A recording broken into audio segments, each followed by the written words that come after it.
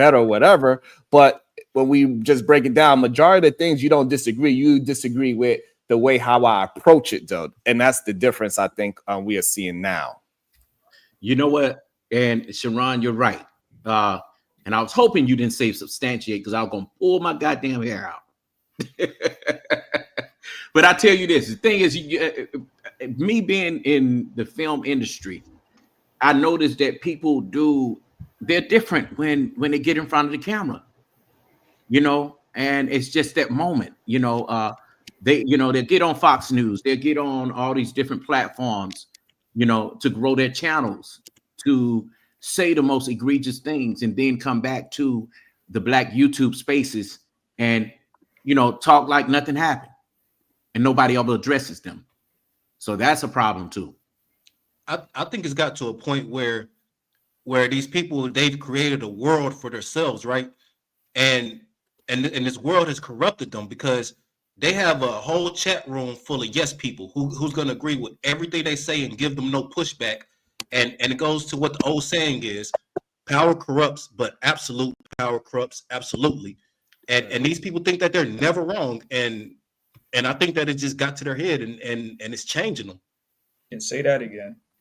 Yo, so this is the thing though. I don't understand. This is the thing, Anton, Shagrat. This is the thing that I don't appreciate, man. Every other collective of people has pride in themselves and never forgets the past, and they base who they rock with based on the people in their so-called community, people that look like them, people from their family, whatever the case may be. But yo, when it comes to us, there's always an excuse for us not to come together, for us not to work with each other, for us to stay divided. That's intentional. And listen, you can continue to push the narrative. They can continue to push the narrative. But one thing I will not do is continue to push that narrative. Because at the end of the day, like I keep saying, yo, by yourself, you are an easy target. Unless you get and be in a bundle and be a bunch of sticks, you are in trouble. The stick that's by itself is easily broken. And once we understand that, once we realize that, once we get that, if not for what Tattoo? What Tattoo? What are you talking about, man? I'm not defending nobody, Tattoo. Come on, man. Listen, once we understand, once we get our ourselves together and really understand what's going on, then we'll be okay. But the problem is we're too easily broken because we always look for reasons to not work together and not work with each other than to come and work with each other and build with each other. You know what, Israel? Anton is a troll posing as a black person, and that account that he has, is a account that's based on a serial deleter. I won't say the word. And it's possible Angry Man took that format and ran with it. And listen, it's possible. But hey, y'all, I'm finna get up out of here, man. I got some things I need to do, but I do appreciate y'all putting me up. I appreciate you, man, coming through. Thank you. They just working the algorithm, man. That's it, bro. But that's what I'm saying. But is that an okay thing? I don't think that's okay. Yeah, I think that's the next thing we got to stop giving them an excuse to say, oh, they just trying to make money. They just trying to work that. They just trying. Nah, that shit is not acceptable. Right. Judas was just trying to make. Hold on real quick. Judas was just trying to make some money too. Yeah, but there is nothing you can do about it anyway. They're going to do what they want to do. But what can you possibly do besides putting their faces in a thumbnail, bro? Like, I need to stop. Yeah, no, that's right. Right. My problem with what you're saying for AM is that one mic, y'all. One mic. That's not true. What we doing now, standing up and letting people know that, hey, we are not going to take that shit sitting down anymore. We're not just going to let, oh, you a big dog, and because you've been doing it longer than me, that you get the right to just say any BS without it being checked. Absolutely not. You gonna be checked. All right, we gotta at least speak up about it, and that's all we can do, and that's okay. I don't want them to be hold on real quick. No, but I don't want them to be deleted. I don't want nothing to happen to them. I'm just saying, yo, I speak up for what's right, and I speak up for what I believe in, and that's just it. As having a channel and having a platform, that's really all you can do anyway about anything is speak up for what you believe on and speak up for what you think is right. That's it. Exactly. All you're gonna do is fire up a live stream, talk about them, bro. So you ain't gonna do nothing that much different from what they do. But we gotta stop making it seem like just because we got less of a following that it means nothing. It doesn't mean anything. They all started where we started. It means absolutely nothing, bro. Nobody cares what you gotta say, bro. Like y'all think you got some sort of powers.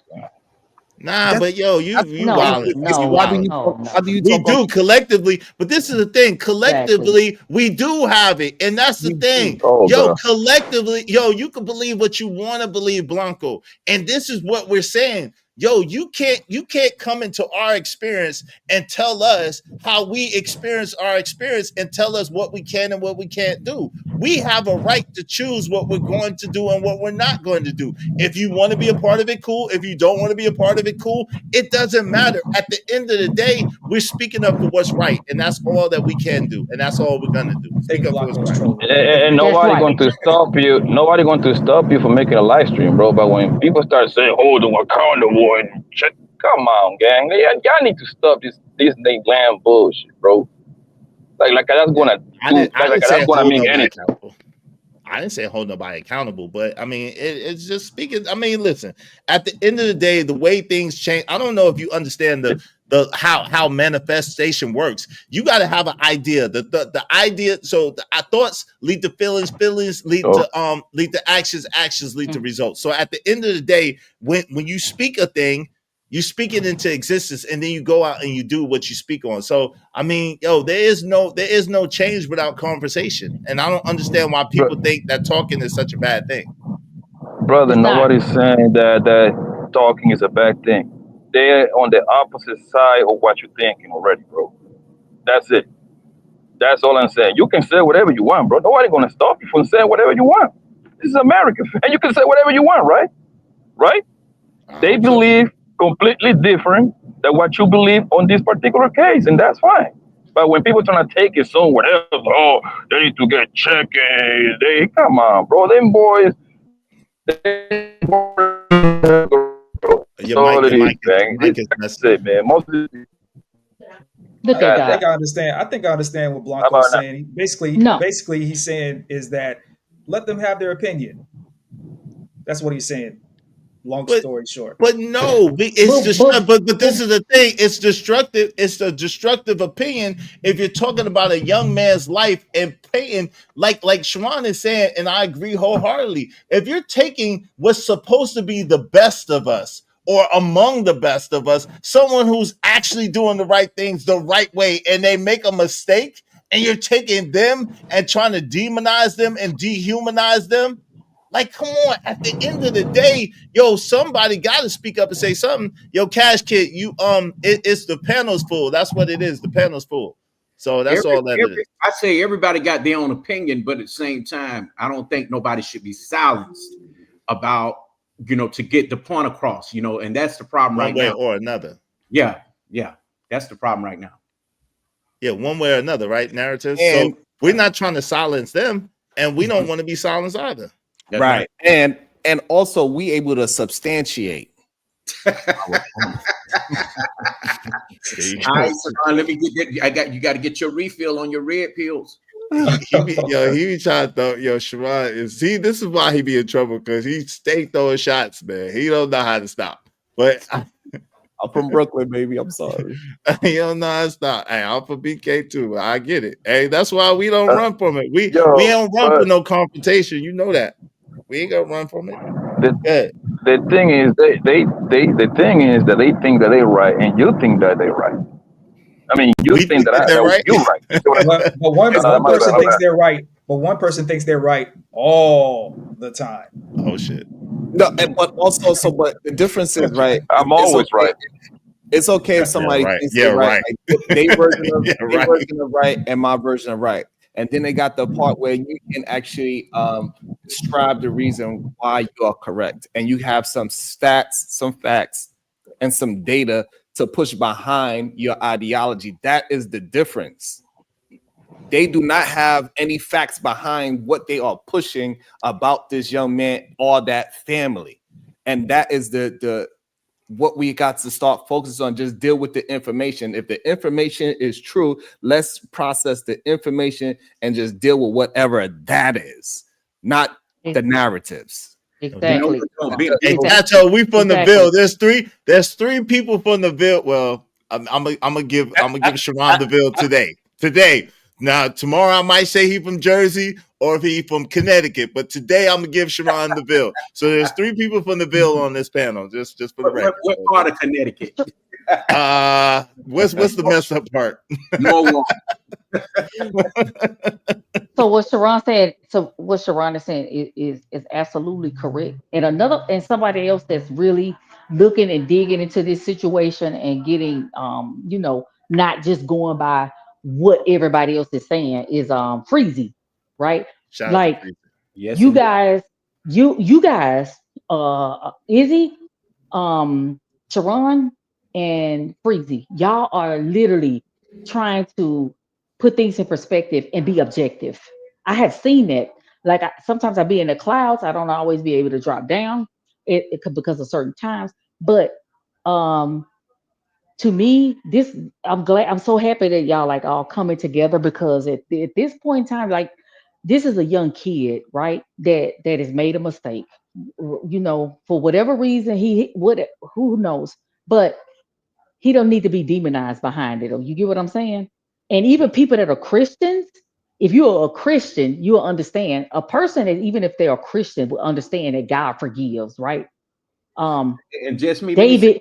I'm coming out with my own version of it too, so you can count me in that line. Shout okay, that's part. Is that coffee? When the pudding is there, we'll see the proof in the pudding. Right, shout out to right. Hey, Tacho said I rep Sterling and Troy. My brother is one of them Troy boys, so shout out to my brother. Shout out to the Troy boys.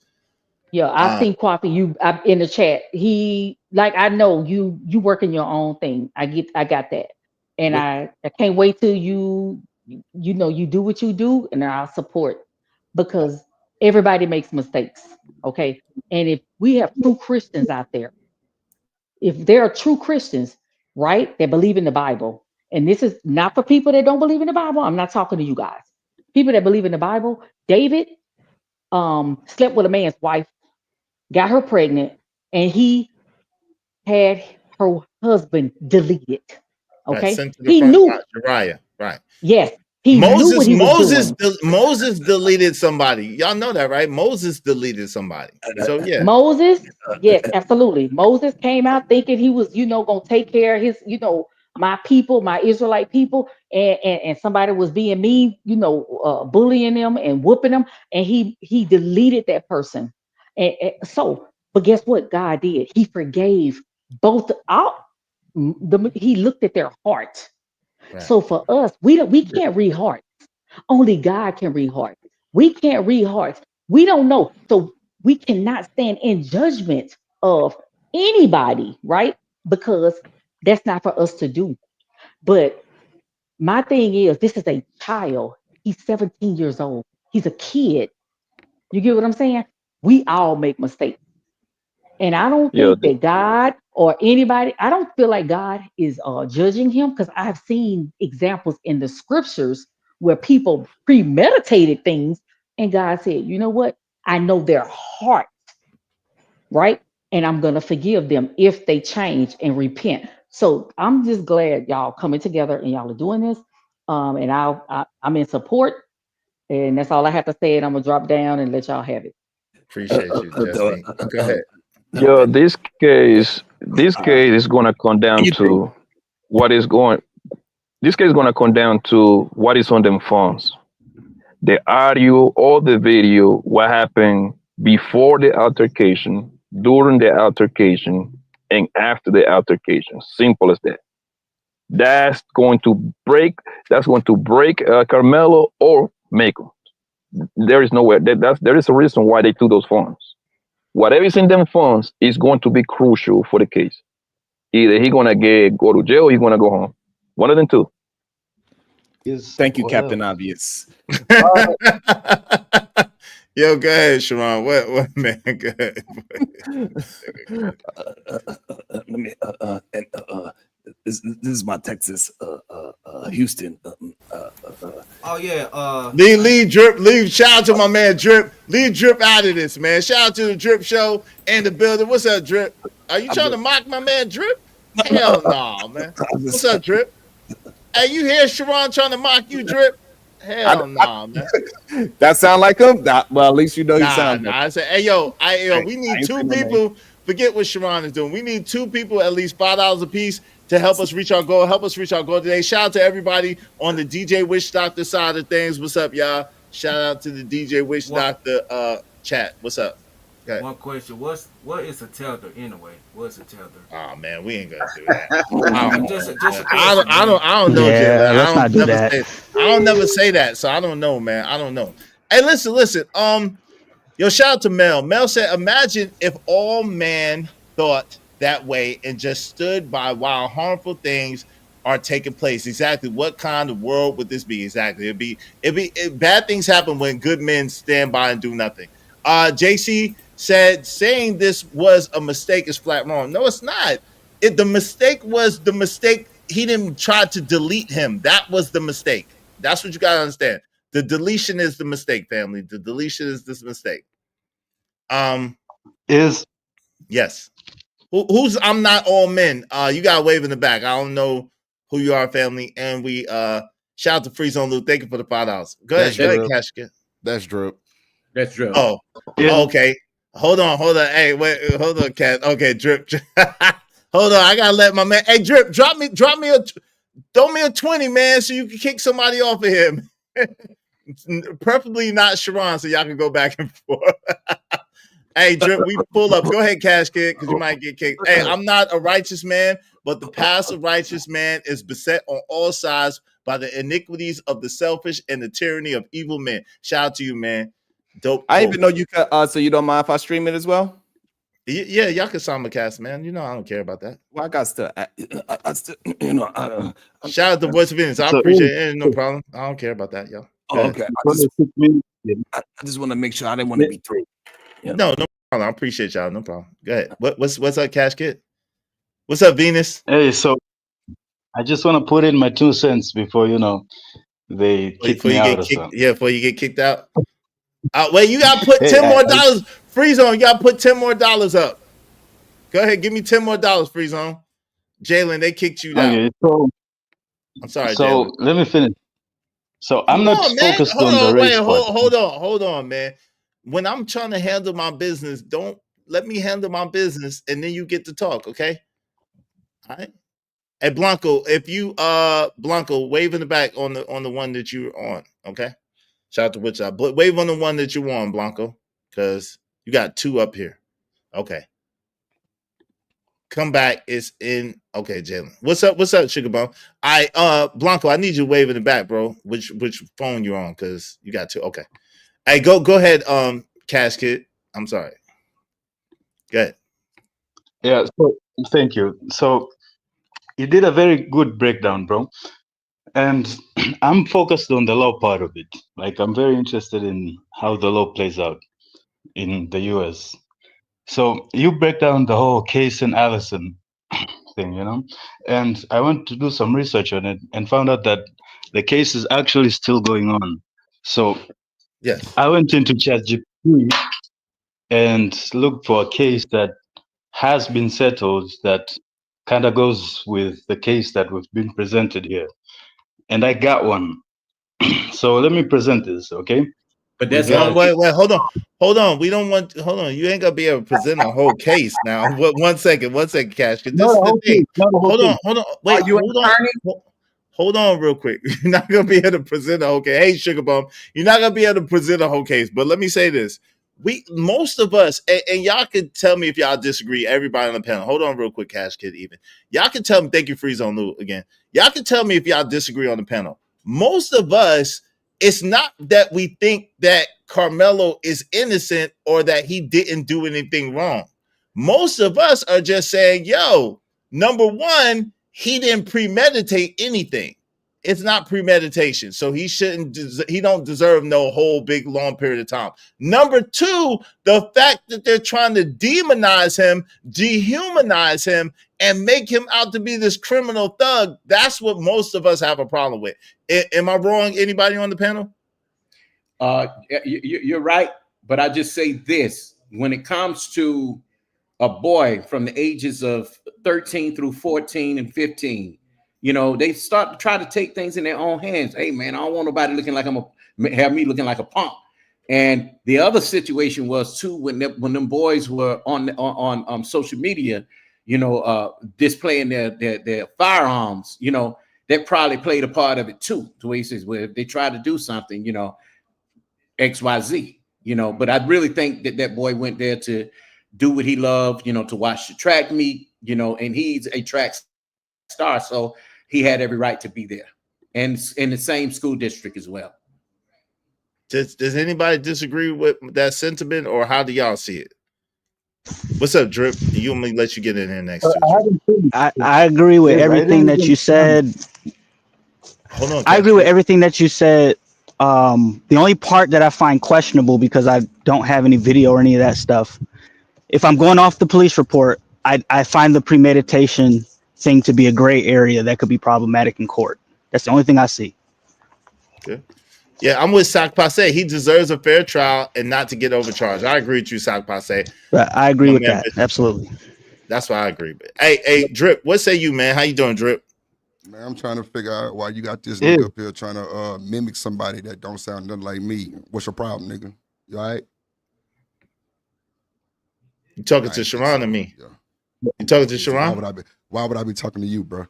Okay, no, I'm just asking. I'm just for clarity's sake. Hey, go ahead, Sharon. Sharon, he said, "What's your problem, nigga?" What's your problem, nigga? Sharon, what's your problem? Who does that sound like, though? They don't even sound like me. That's crazy, bro. I know he trying. But let's get a super sticker. Yeah, hold on real quick. Take him out and get a super sticker. Anybody want to send me a super sticker? Oh my god! Oh my god! A super sticker. Oh, that's a real voice. Oh, that's a real voice, nigga. That's you, nigga. And what's wrong with y'all? What's the deal here? What's going on, Sharon? And Coffee, don't even gas like that shit. Sharon was just in my show this morning. I don't know what's wrong with this nigga. I don't be on this nigga neck.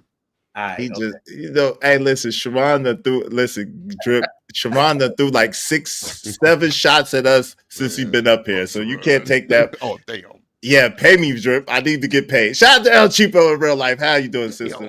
I need to get paid, Drip. I need to get paid. Thank you very much, I'm gonna send it to you right now. Shout out to Miss Miller. I ain't got no problem with goddamn Sharon. Shaky break. I ain't got no problem. That nigga know that. What's going on? He threw 100 shots. What up?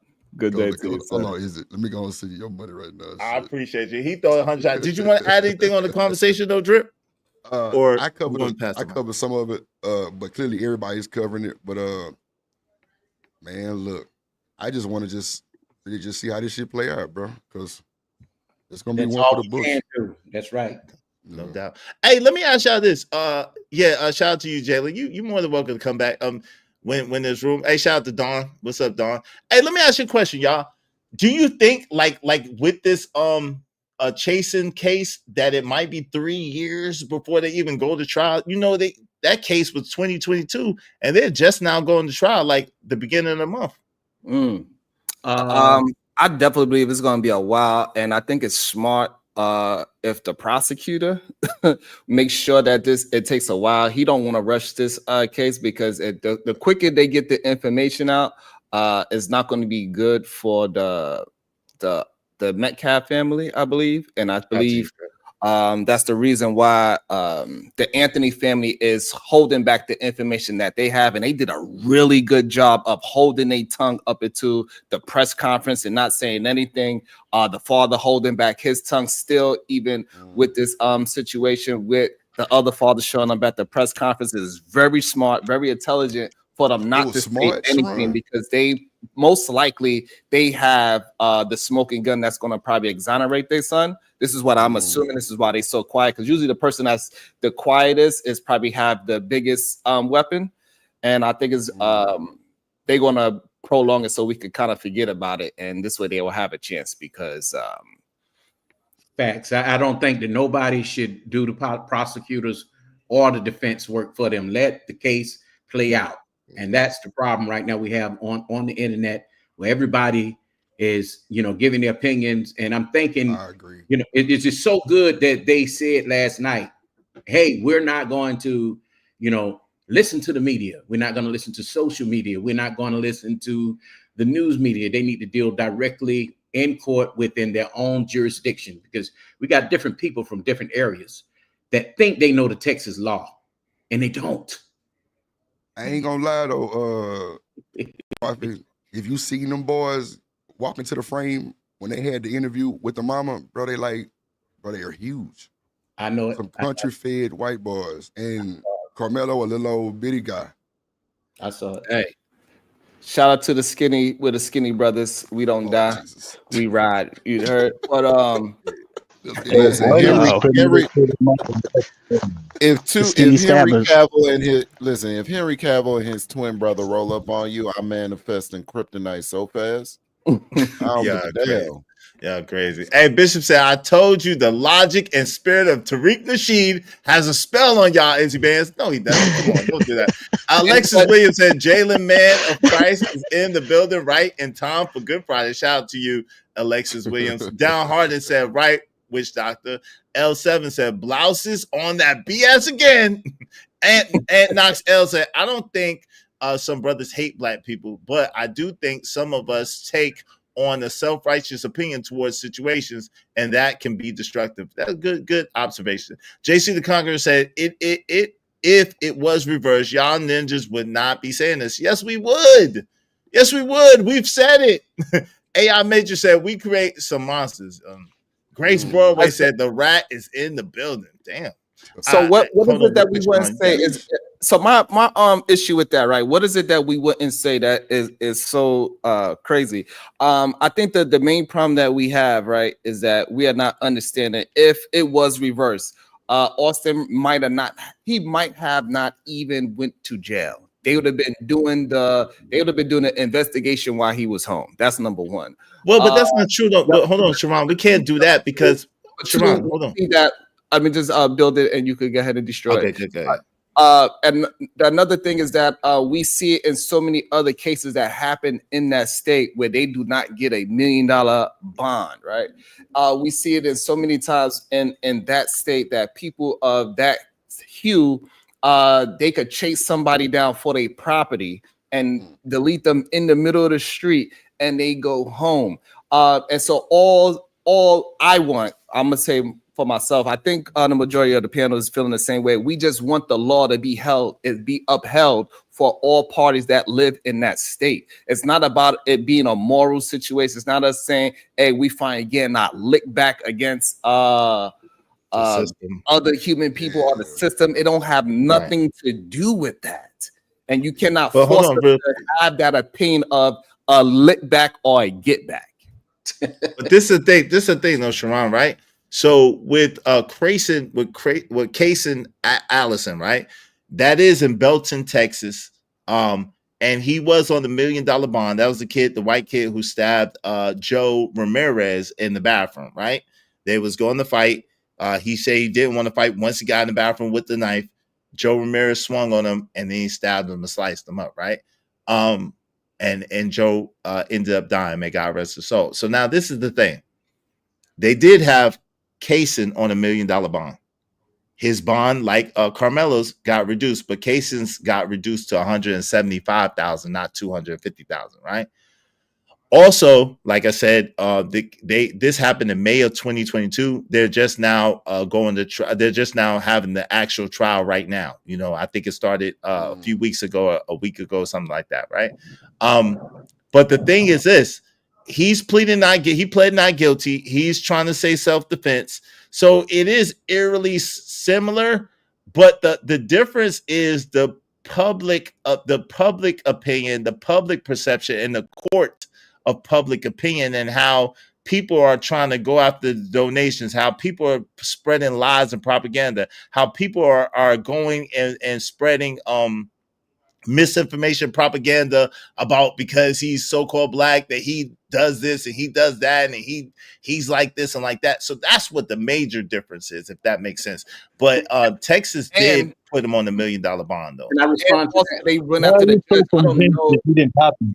One second. Go ahead. Why are you so convinced it didn't happen for the Kaysen kid? Like, are you sure people didn't want him dead? You know, his family dead either, or is it just because it's on your side? We didn't say that's not. Hold on, that's not what I said. I didn't say nothing about wanting him dead. I said that there people are focusing on the go send go. People are focusing on spreading lies about what they did with the money. People are focused on him and painting him a certain narrative because he's a certain skin color. That's what I said. I didn't say nothing about deletion. So the death threats were to the judge, you mean? I'm sorry. The death threats were to the judge. But I'm saying, how are you sure none of that happened? Are you actually sure he didn't receive any of the hype train, the negative narratives? Or is it just I'm sure he didn't. I'm sure he didn't. Yeah, I'm positive he didn't. Because none of the people spoke on it. I'm positive he didn't. Can I bring up a point real quick before you read that super chat? What's good, Duke? Farrell in the building. What's good, Farrell? How you doing, man? Go ahead, fam. Go ahead. Yeah, that's not my super chat, so I'm not gonna read it. Go ahead. I just want to damn. Whoa. I'm gonna let the person who super chatted is read it and celebrate the person. Go ahead. Well, let me say this. Let me say this. I just think that even in that jurisdiction in Frisco, I think that they will try to do a speedy trial, which is going to mess up the case because, again, the prosecution side is a little bit more emotional. Even the media has been brought into it to the point to where they just concerned about, okay, well, he unalived these people's son, so he should be in jail. And they want to put him in jail like right away. So I do believe that, they will try to do a speedy trial so that he can't, the defense side can't gather the evidence as to where they need to have a fair trial. I believe they have the evidence already. I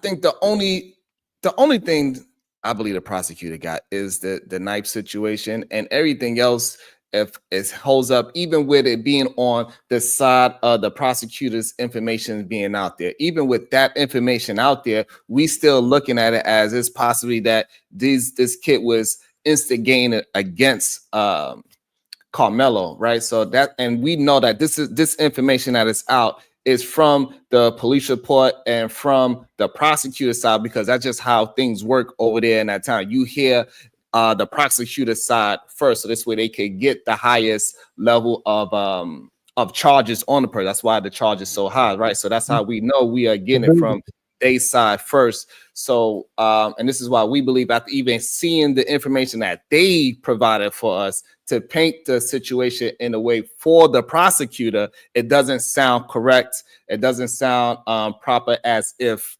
Karmelo is some kind of crazy aggressor super thug that is out there like Ted K talking about he want to run the race. It's not that. But Sharon, think about it.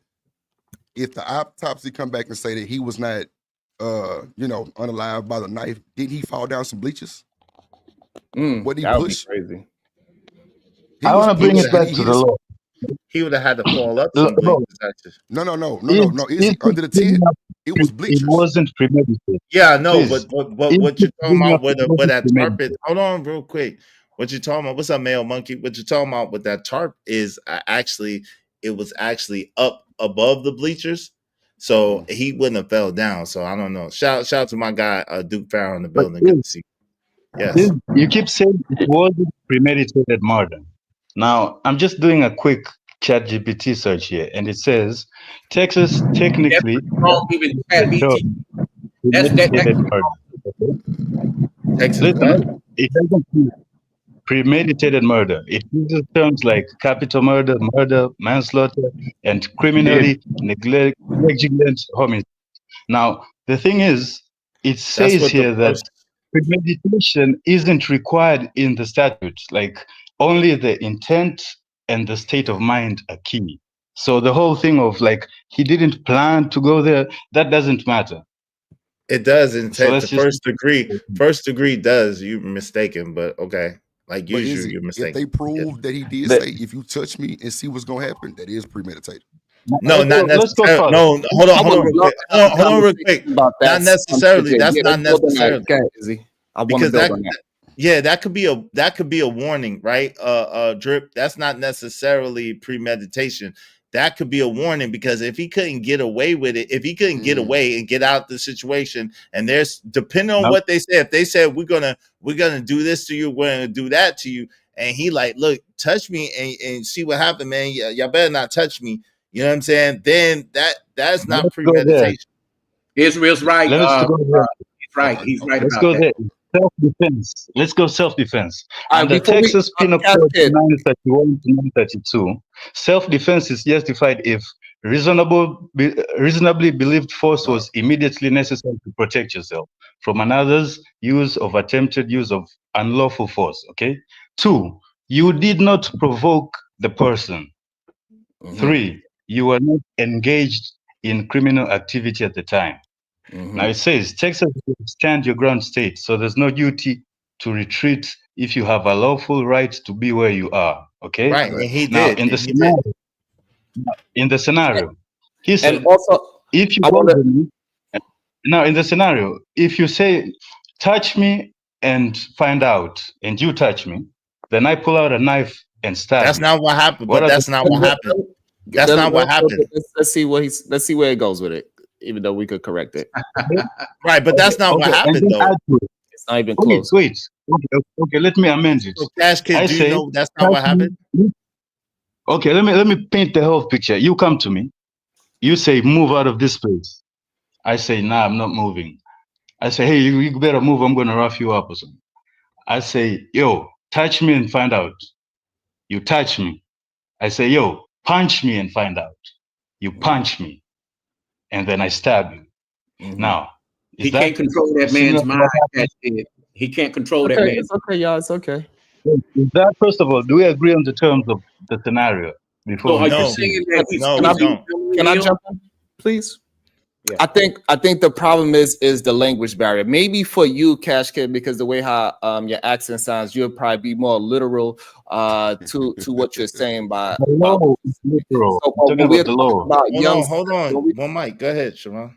When we're talking about young 17-year-old children, we got to understand their language. And in the language of 17-year-old men, touch me and find out is not an invitation. It's not a provocation. It's more of, hey, leave me alone. Stop bothering me. Stop pushing me. Stop touching me. Hold on, Cash.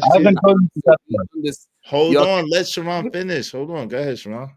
Cash Kid, I mean. So we got to understand what their language is. And in their language, when somebody says, especially as little kids, this is something that happens a lot within this age group. We say, touch me and find out you see it. We start puffing up our chest. That is a warning sign. One mic. Let them finish. Hold on. One mic, man. You keep cutting in and we can't hear. We can't understand what kids said. One mic. Damn, come on, y'all stop with the ad libs. He interrupted me. Come on, I wasn't. Okay. What's up, Gore? What's going on, Gore? Is in the building. Salute. Yeah. What's up, D-Rock? Said a warning is not provoking. Yes. Right. So I was saying, I was just going to say, I haven't gotten. We're just establishing that he said that. Do we agree? That's what happened. We're not saying we don't know. That was an invitation. That's what we're saying. Hold on. Cash Kid, the problem is we really don't know. That's speculation. We don't know what he said. They're going by what hold on. They're going by what other people said he said. So that's why what you're trying to do is unnecessary and premature, because we don't have the facts. We don't. So what we're trying to say is don't cast judgment. Don't sit there and persecute this young man without having all the facts. Get the facts first. We don't have the facts. That's all we're saying. You're defending him, right? I mean, come on. No, we're defending. No, hold on. We're defending that you're trying to put this young kid from 5 to 99 years. That's what we're saying. He don't deserve 99 years. But I That's what haven't. we're saying. I haven't tried to do that. So I'm that's going all. down That's the hold space of on. what we need. No. Hold on, man. Somebody do something to make me feel better. Go Listen. ahead. Go ahead. Easy. I got you right now. Go ahead. Go ahead. Go ahead. There Somebody you go. do There you go something. right there. There you go. Easy. There you go right I'm there. keeping 2 here, seconds. but I haven't There It's you go out of right here. there. There you go. Easy. Drop him. Bro, I ain't got time. And so they you're and they not slid defending the money across the panel. What's that? There you go. Easy. I appreciate you. All right. Oh, what was that? Hold on. All right. Thank you. Hold on. Thank you. Get his ass out of here. Thank you. Right. He said, "There you go, bro. Right there. There you Thank go, you, bro." Trip. I appreciate it. Shout out to Trip. All right, man. Yeah, listen, come on. Let's get to the conversation. Because this is crazy. It don't make sense. Well, why are you going to something that we can't discuss right now? Because we don't know. None of us are trying to do that because we understand that there's so much nuance to this that we're not aware of right now. So, Cash Kid, you're being premature and then you're accusing us of something that we're not really doing right now. We didn't do at all. We're not doing that. And Hey, if we go back to the press conference, The man. part that he doesn't understand that everybody, I think, will agree that the case, at the bare minimum, he's being overcharged.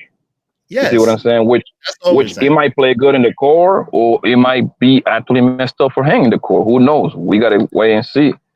I think I believe that by him being overcharged, I believe that might play in his favor because there is no way that you can prove this premeditator and one, bro. You cannot prove that, man. I agree That's exactly what 100%. I'm saying.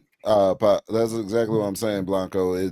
It's by putting it at such a high statute, and the fact that they don't have him where they wanted him, which was locked down in a pit of despair, to make him feel as uncomfortable as possible, so that he would plead down. Because that's clearly, to me, what the play was. They're not going to get this. Then they're not going to be able to. If they take it to trial, they're fools, honestly. But also, I said this earlier. Go ahead. My bad. Go ahead. I just wanted to say on what Cash Kid was talking about. Let's suppose, let's go with the speculation for a moment. The man watching ChatGPT, bro. Yeah, I know. But let's go with the speculation, right? Of the scenario playing out the way that he did. Okay, that the kid was imposing his will on Anthony, and Anthony retaliated and said exactly what he said. There's an order of events, and in court they're going to bring up the order of events, what happened. What authority did kid number one have? Kid number one, the one that, you know what I'm saying, got connected to Jesus Wi-Fi. Austin. Austin. What authority did he have to physically put his hands on Anthony in the first place? Zero.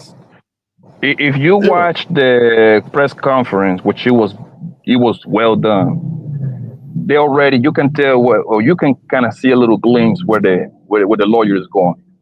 The lady said she already said they make boys plural.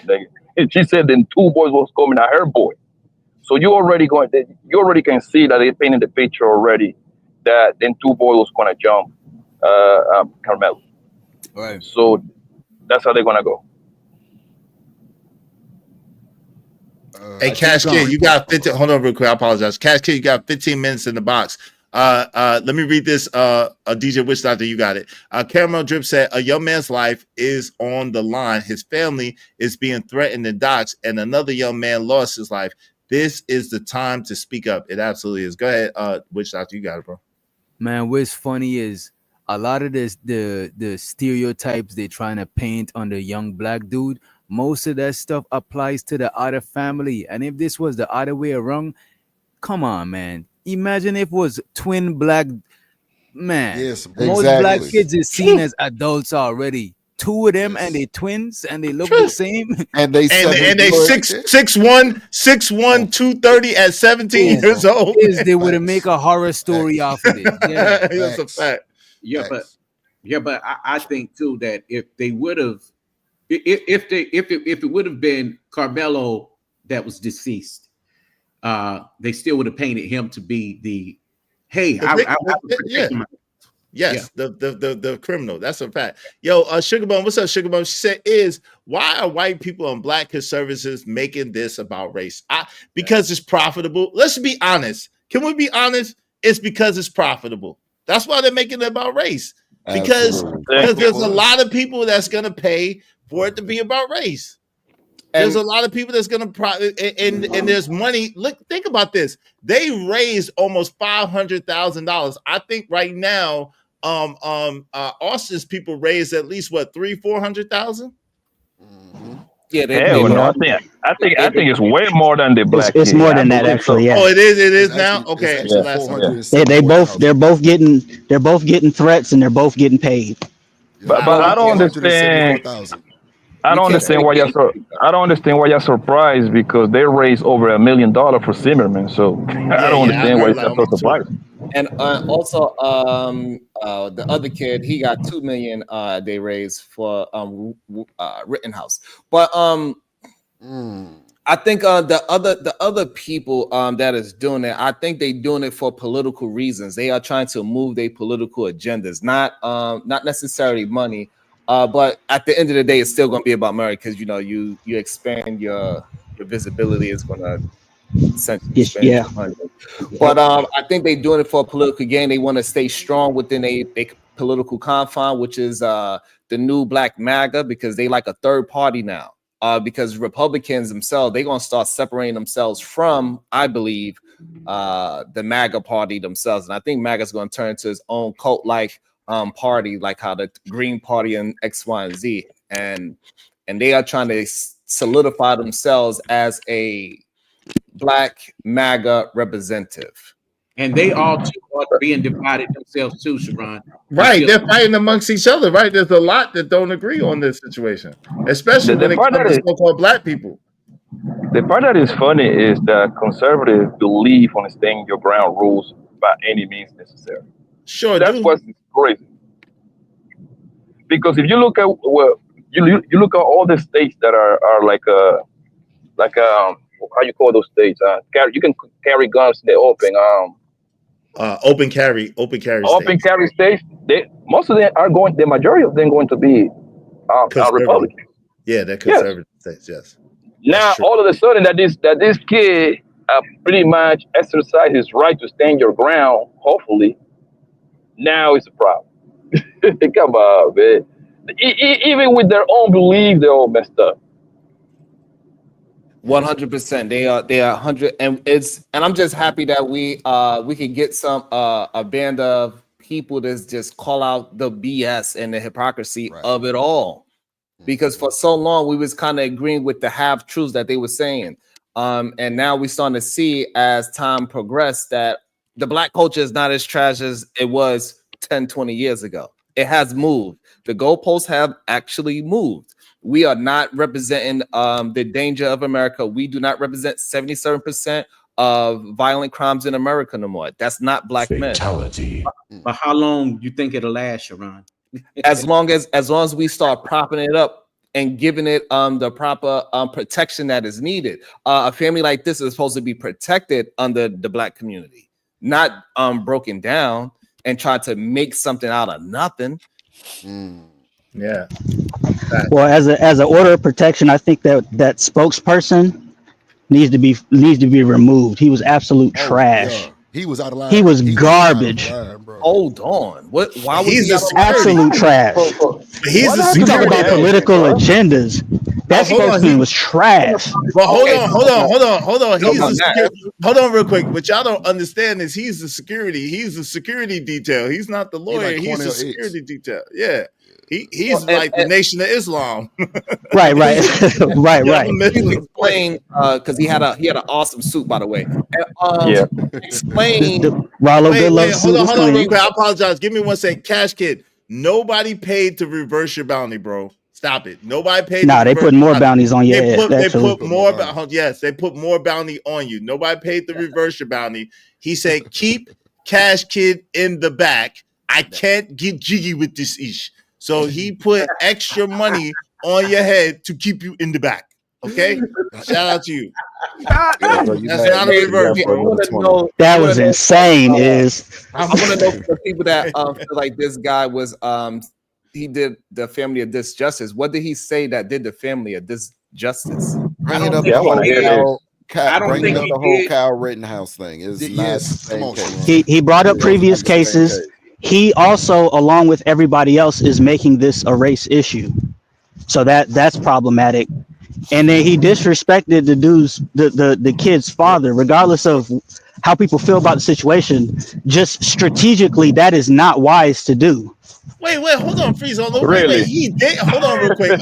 Blanco, he Yeah, I didn't. really want This to is jump the thing, in. Freeze on Lou, real quick. Yo, first and foremost, yo, that dude did not disrespect the father. He didn't release any information. He said we have made a concerted effort not to say anything that we know about Austin. We're trying to be we're being respectful. We respect life, and we're sad that a life was lost. So he did not say anything against the father. And this is the thing. How they're making it race. Someone got an echo, yo. Can y'all mute real quick? Someone got an echo. I'm gonna mute you back good again. All right. I'm in headphones. So. Yo, they are making it a racial thing by threatening these people based on race, by threatening the judge based on race for lowering the bond, by attacking them, talking about they're buying Jordan's cars and houses with the fund money, even though they ain't getting no fund money. They're making it about race. What are you talking about? He's just trying to defend. They have made it about race since the day that Austin was deleted. Yeah, Sharon, you wanted to add to that? I thought Friezola was going to, because that was masterful. I was going to pretty much say the same sentiments. He was on defense. He was trying to explain, because this is the first time anybody spoke up against anything. He said, "Hey, don't forget they are minors. You need to stop trying to bring it up as they are grown." That's number one. Number two, he was using those cases to say, "Hey, what happened was within normal practice in the law," because the case that he brought up was about the bond. That's what he was trying to compare the situation to with most of those situations. And with the Red House, he was saying Red House was able to raise $2 million. Nobody was trying to say that he was buying extra guns and ammunition, whatever it is that Rittenhouse is known for, right? Whatever. He didn't say he bought a brand new F-150. So no, he brought up those things to show you that we cannot all of a sudden change the way how we react to things. We cannot say if it's okay for Rittenhouse and Zimmerman and all those other people to raise up millions of dollars and nobody say, "Hey, they bought this, that, and the third." Don't do it to this family, especially when they didn't even receive the money yet. And we got to be respectful. And for the father of Austin, Jeff Metcalf, he was highly disrespectful for even being there. Like I said, you got to have some personal space. And he was disrespecting the family's personal and emotional space. And that is did not take his shades off. So we knew that was an intimidation tactic. But I would say this: the other issue that we have right about now is the fact that they the reason why the spokesperson decided to bring up race was because he was bringing with exhibits that, you know, these are the threats that these people are getting, and they are saying this, that, and the other. You know, he presented that, so that's why race came up.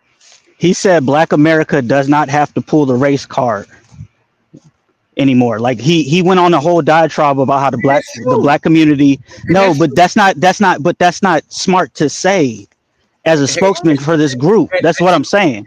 Honestly, I don't think either side made it about race first before the people who started covering it. They started making it about race because of their own agenda. They did.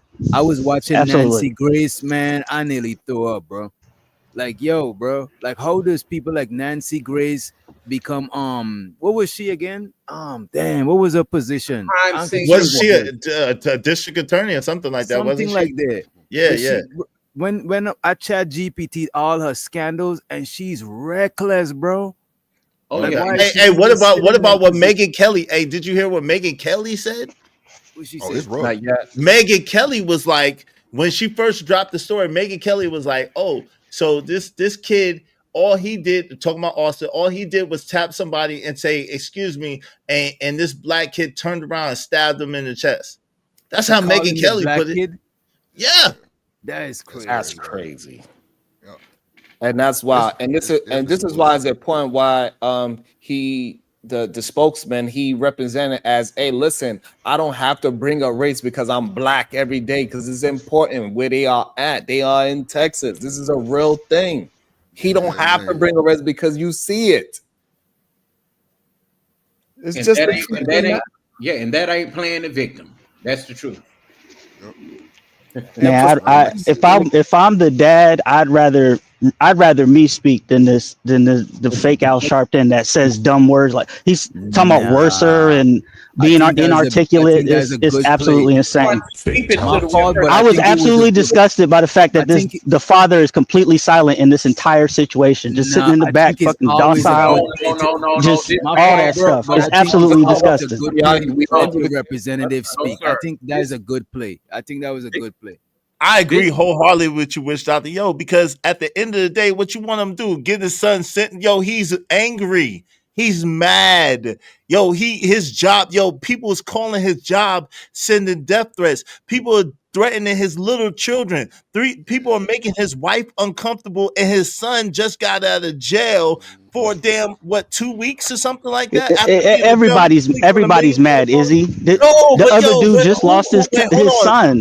Like, what you mean? Freeze on, hold on. Who do you think is madder than the father? The father, anything that the father says can be confused as an angry black man, and his son is just like him. He can't say shit. He got to keep his composure until the trial and let his son get the fairest trial that he could possibly get without trying to hurt his son. He's brilliant for that. Y'all This are is what they want to see them crash out and burn on camera. And these are the same people who are saying that black people are playing the victim. You see what I'm saying? So they want to. Okay, go ahead. They want to. Yeah, they want to make these people. They want to pull up a trick, some kind of trigger method to try to go against them and make them. He don't have to crash, and this is what I'm saying. He don't have to crash out. You just assuming he gonna crash out. Hold up! I almost said the F word, and I would have had It's likely for him to make an emotional response, bro. You don't get it, bro. This man's son's freedom is on the line, bro. Any little thing, like y'all are bugging, bro. Y'all are.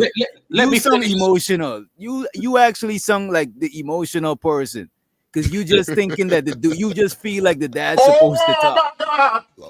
Let me finish the point off. The thing is, what I'm saying is the fact that the father was the first person that went to all these different social media platforms and let people interview him and typing and posts and all that. You know, if he shouldn't have done that. You know, so my thing is, why should he come there? Why should he come there? You know, he's already stated what he need to say. And to Christopher in the chat, allow a woman to speak for him. Bro, you don't need, bro, you're not a strategic person. Yeah, let the woman speak because she's a victim. Let her wear black to get more sympathy. Bro, you bugging, bro. You would throw this whole thing away, bro. That mother and that wife is gonna hold on. That mother and that wife is gonna get way more sympathy than that man ever could. And she big up and edified her husband. So she looked damn great. Y'all tripping for real. Hey, she had to swallow the fact when she told him my prayers go out to the other side. He swallowed that shit. And it did not make the father look weak at all. She praised that man as the leader of the fan by working. He was wiping her eyes, Sharon. How he look weak? How he look weak when he's comforting his woman and wiping her eyes and he's showing strength. He's not crying. He's not in his emotions. He's just chilling.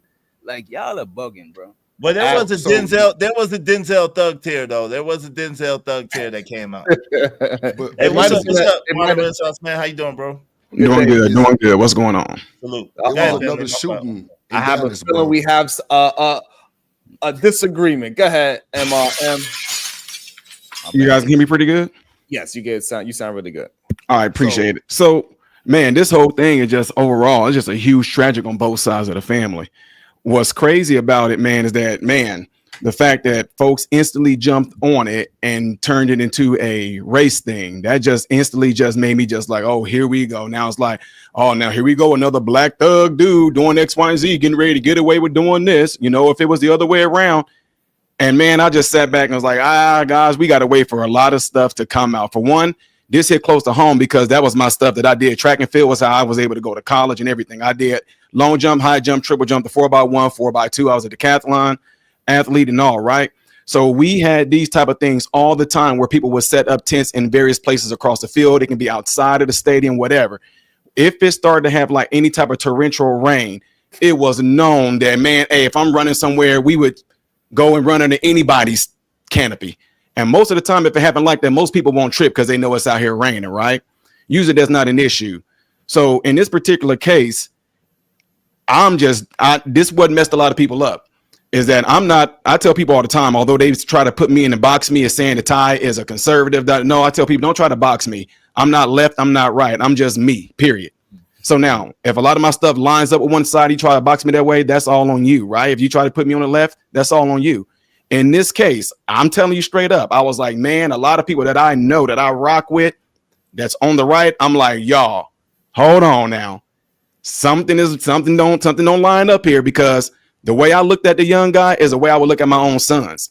If that was my son, come from a good home, come from a nice neighborhood, come from a gated community type setting, whatever the case may be. The point is, he did not come from that type of background that most people assume that he came from. I think a lot of times what they did, they looked at how his hair looked, how he might have been dressed, whatever like that, and instantly our own people, blacks, threw a stereotype on him.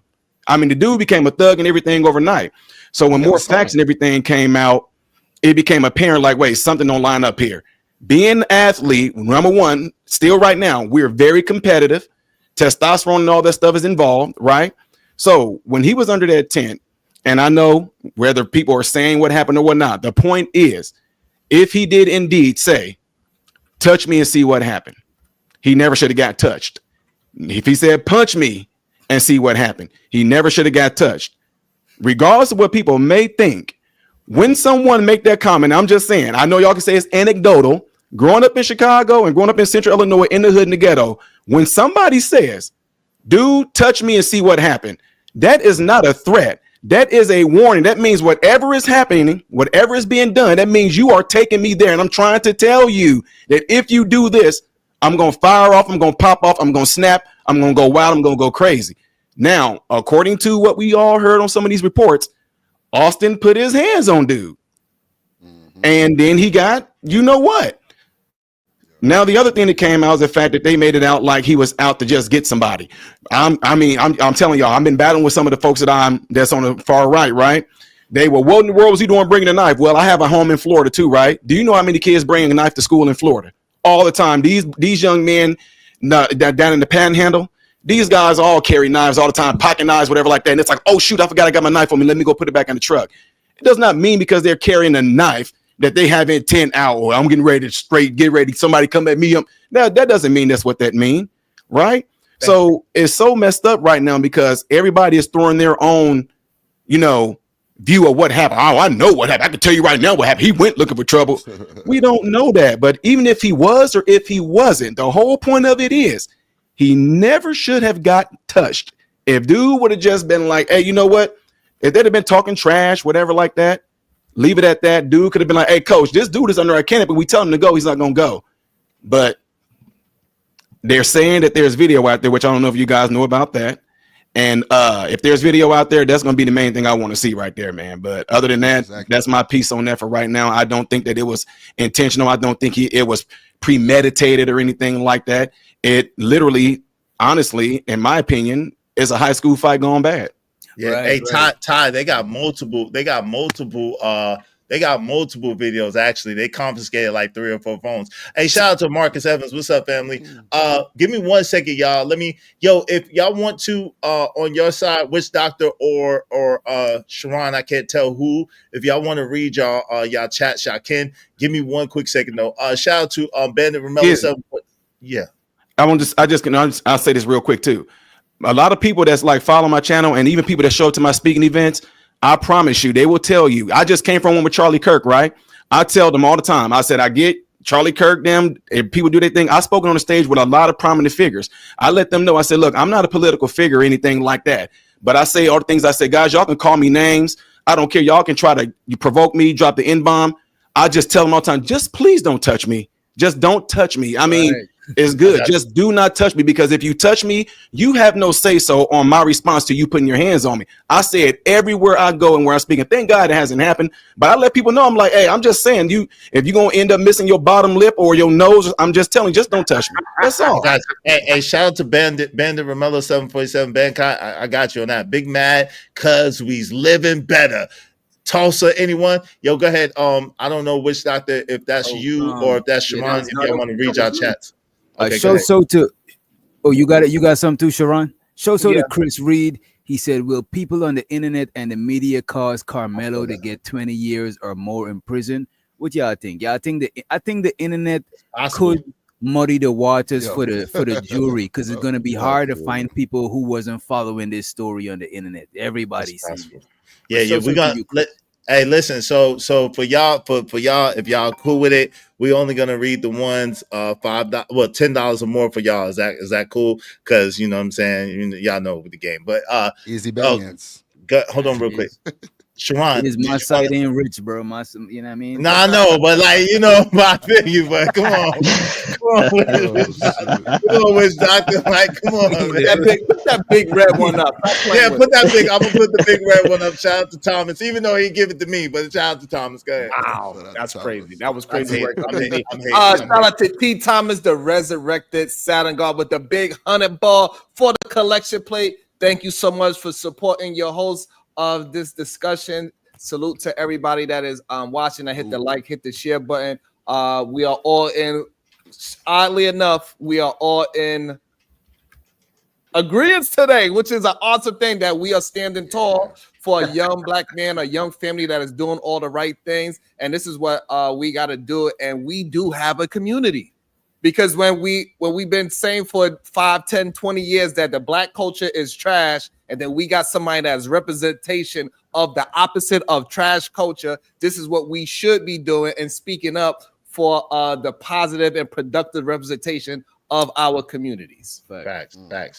Yo, shout out to Just Me. Thank you so much, sis, for the $5. These grifters see themselves as the bully. They were bullies in school, and they bullies online. It's projection. They want black men protected, but won't protect a child. Yo, thank you very much, sis. I appreciate you. Hope you don't mind if I say this out loud. How wonderful life is, 'cause you're in the world. Hide the money, y'all. There's poor people around. With your broke ass. Shout out to my man in the Crown Heights Brainiac coming through with the big sponsor of the show. Come on, Sharon. Izzy Nation rolls different. Deeper than yours, son. Shout out to my man's sponsor of the show, Crown Heights Brainiac coming through, Big Bull, Pitbull style. Y'all appreciate that, brother. That's what I'm saying. Israelite Nation, stand up and show the hell out. Thank y'all, brothers.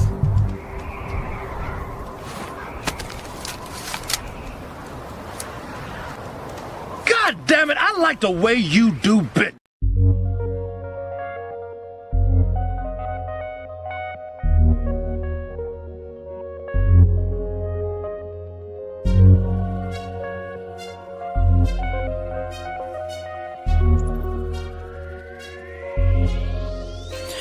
It don't matter what the situation, I'm just tryna climb any obstacle a nigga facing. See it through in due time. It's a marathon, you gotta pace it. You can't press rewind, you get left behind. Just grind and the rest be fine. No matter what the Thank you to everybody supporting the show. Hey, the only reason why I said that, Sharon, is because that's what he calls you. So shout out to Crown Heights Brainiac, no disrespect. Every now and then I call you that or don't call you that. It just depends on the day that you start. And I also want to say I was surprised that Bada Renaissance Man had that position. I'm glad he just dealing with the information that we have, because I think when we deal with the information that is afforded to us at the moment, I don't see how you can have a different opinion, to be honest. Because this is the information that we have at the time, and two, that information comes out differently, and then we should be afforded to change our mind if need be. And I'm glad he kept the political part out of it. You know, yeah, and there's a lot of people that get into this if you're a person that is of the right, they will go against the other person of the right that has a different opinion. Say, oh no, man, you're a leftist.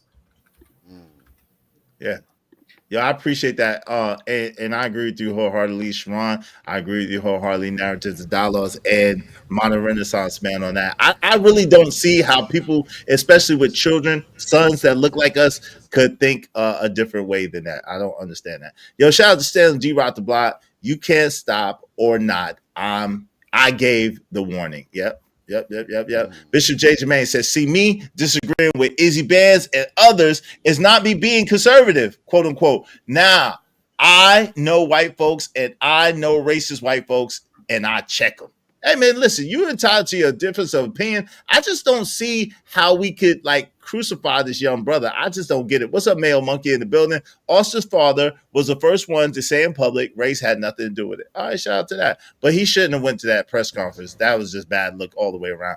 The day you are born, you are racially assigned. That's interesting.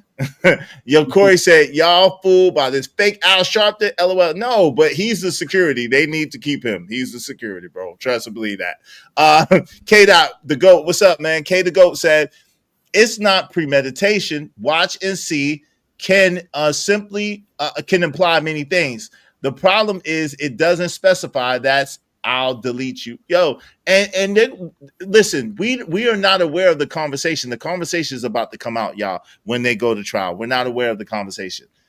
Alexis Williams said white people gonna have free Karmelo because this will change the gun and weapon laws in Texas. I don't know about that one. You know, and the thing is that a lot of these guys are saying that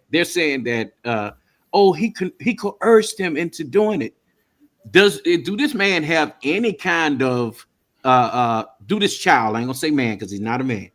Do he have any kind of history of mental illness or something? Because you know, how can somebody make you do something? Which kid you talking about? Karmelo? Austin? He has Austin. No. As far as we know, we don't know if he have any mental situation. I mean, we can only go by what we see, what the father is exposing right now by him going up to the press conference where he wasn't invited. It was for press only. For the fact that he was probably informed not to have any kind of interaction between the family as well. And then number 3, that the father himself has his own SA case that he had when the children were only 4 years old. So all those things could say that, hey, maybe Austin had a troubled life. The fact that the mother and the father, even in a time like this, has not been seen together, it shows what kind of turmoil they have as a family at this moment until we find out otherwise. It's a lot of things that's suggesting that it's something wrong with that side of the family versus the other. Definitely. And if I could real quick, one of the things that I kept on getting like off to the side, people kept on saying to me, dude, Ty, I get what you're saying. He had no business bringing the knife to that area. He shouldn't have brought a knife. Well, you know what I like to do is I say, well, we all was cool though. Listen, we all were cool. When I say all, they know who I'm talking to. We all were cool when that guy showed up with an AR-15 at that mall. And when he started letting off, there was a dude that took him out with a handgun, right? The dude that took the would-be mass shooter out with a handgun, he got praises, right? Nobody's supposed to have a gun in the mall, but the dude that took out the would-be mass shooter, he got praised for it, right?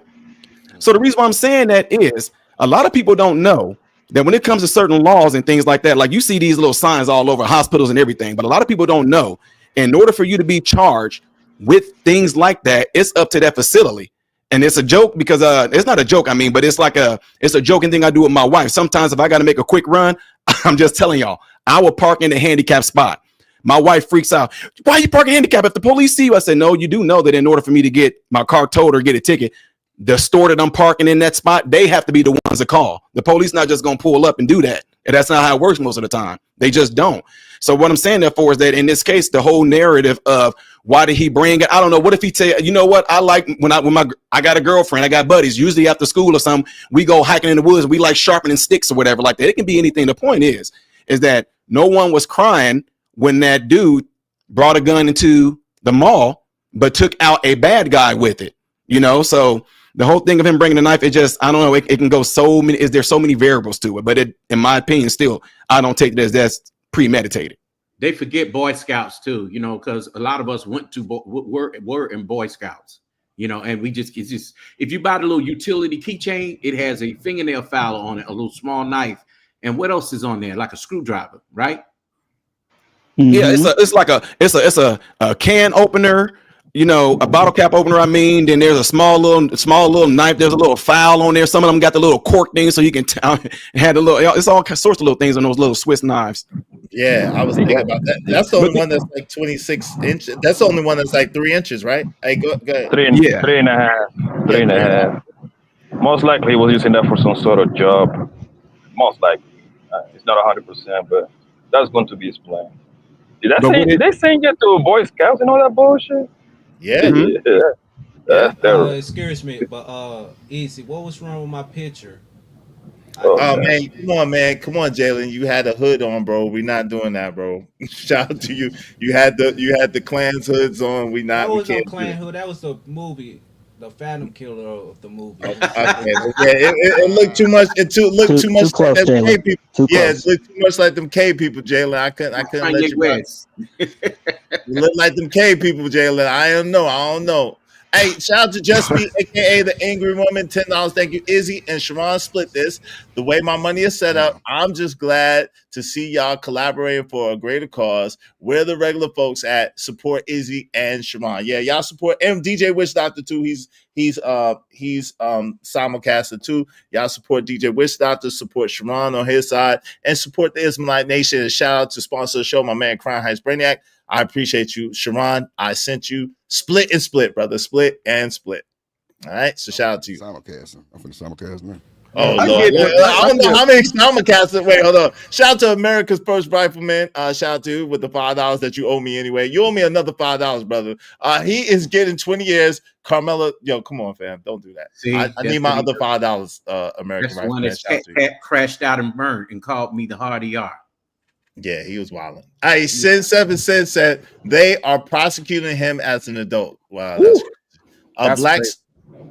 Blaxican said the cause is racial. The results was not. The backlash was racial. The cry for calm is not.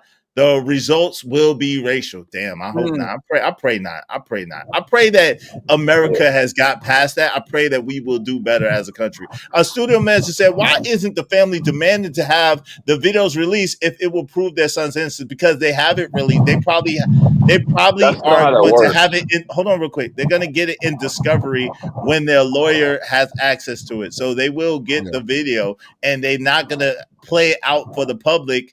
You know what I'm saying? They're gonna get it in discovery from but you got to understand the DA said he hasn't even got this case yet. The police are not even finished with the investigation. That's why it's way too premature. A lot of the things that people are saying, these charges may be dropped altogether. We don't know. Go ahead, Frank. Yeah, they're gonna go in front of grand jury in the beginning of June. So I'm predicting they're gonna bring these charges to a lesser charge. And most likely, they got different words in Texas from what I heard, but it's going to be something along the line manslaughter around those areas, which actually fit the crime a whole lot better for what happens. I think I know Shanika. Yeah. Oh, look at Shanika. Okay, Drip Nation, stand up. Shout out to Drip. Okay. Y'all trying to start something here. Ismailite Nation.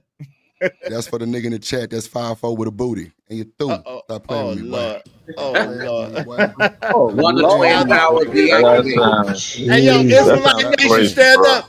Ismailite Nation, stand up. They try to come after the crown. Imperious, man, you know, if you want to come up here, you got to pay to kick somebody off. And I don't know. We don't want him. I don't know. You can't kick people that are simulcasting. So I don't know what you're gonna do. Hold on, B. Then that nigga asked and just said I was demonetized. I know you see that red block up there. Stop playing. Let's go. Who said that? Oh, yo, somebody got mute. Y'all got a lot of background noise. I was demonetized. Some shit. Who said that? Ashton just told TMKC I was demonetized. How I'm demonetized with a red block. Yeah. Let's go. Okay, shout out to that. I don't know. Hey, yo, Izzy Band says split and split. Shout out to Sharon. That's for Sharon. Split. Hey, Corey TV said a Swiss knife can go through the rib cage and hit a heart cap. Well, they said the knife was only 3.5 inches, bro. I don't know what kind of knife you think that is. Well, check this out. For one, I can definitely chime in on this. It all depends on the angle or how he was impaled. Whether it was at a side angle like this going up here, or there's an area like right here called the xiphoid process. If it was somewhere in the center of his chest under that part, this part right here, I mean, you can do that's what I was going to add to it. You can do that with a pencil. You know what I'm saying? So if he hit the right angle right up under here in the xiphoid process right there, that can penetrate the heart as well. A lot of people think the heart is up here to the right side. No, it's almost dead right here in the center. But it can be also penetrated through a rib. It can be penetrated with a pencil underneath the xiphoid process. So I don't know that. That's why I got to see the video, man, because the video will make it all. And you said it's only a few cameras? That don't make sense. I'm not gonna lie. It's not easy. It's few cameras. Hold on, they probably. That's what I'm saying. It's not easy to accidentally impale somebody. Freeze, give me a second. They probably have more than one. They have more than 3 or 4 cameras, probably, or videos, but they confiscated 3 or 4 phones. That's what I'm saying. Go ahead, Freeze on. You got it. Go ahead, Freeze on. No, I'm just saying it's not. It's not easy to accidentally like that. I got to see the video. I got to see the video for it to make sense of it, because it's just to accidentally impale somebody. That's not an easy thing to do. It's not that he accidentally. He meant to stab him. He meant to stab him. He just didn't mean to delete him. Delete the young.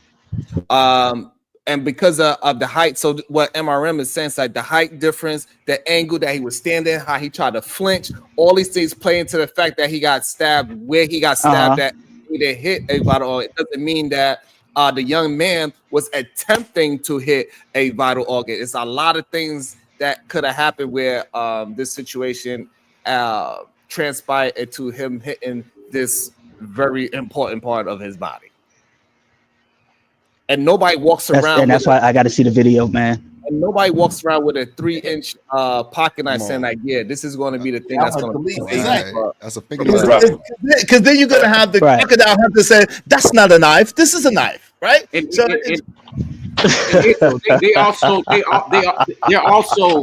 also trying to. They keep saying, well, he said he did it. You keep seeing that in chat too. My thing is a young child like that, a teenage boy will, evidently he wasn't trying to run because he was, basically like concerned.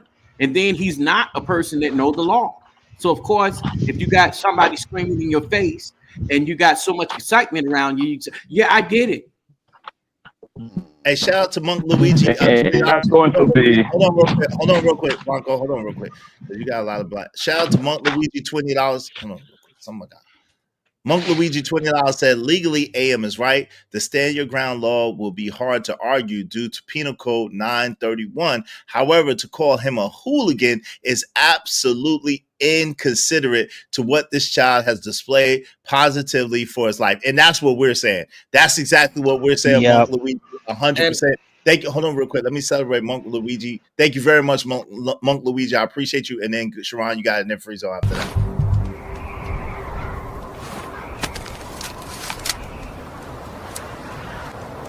God damn it, I like the way you do bit. Make money, make money. When shit hit the fan, we'll take money.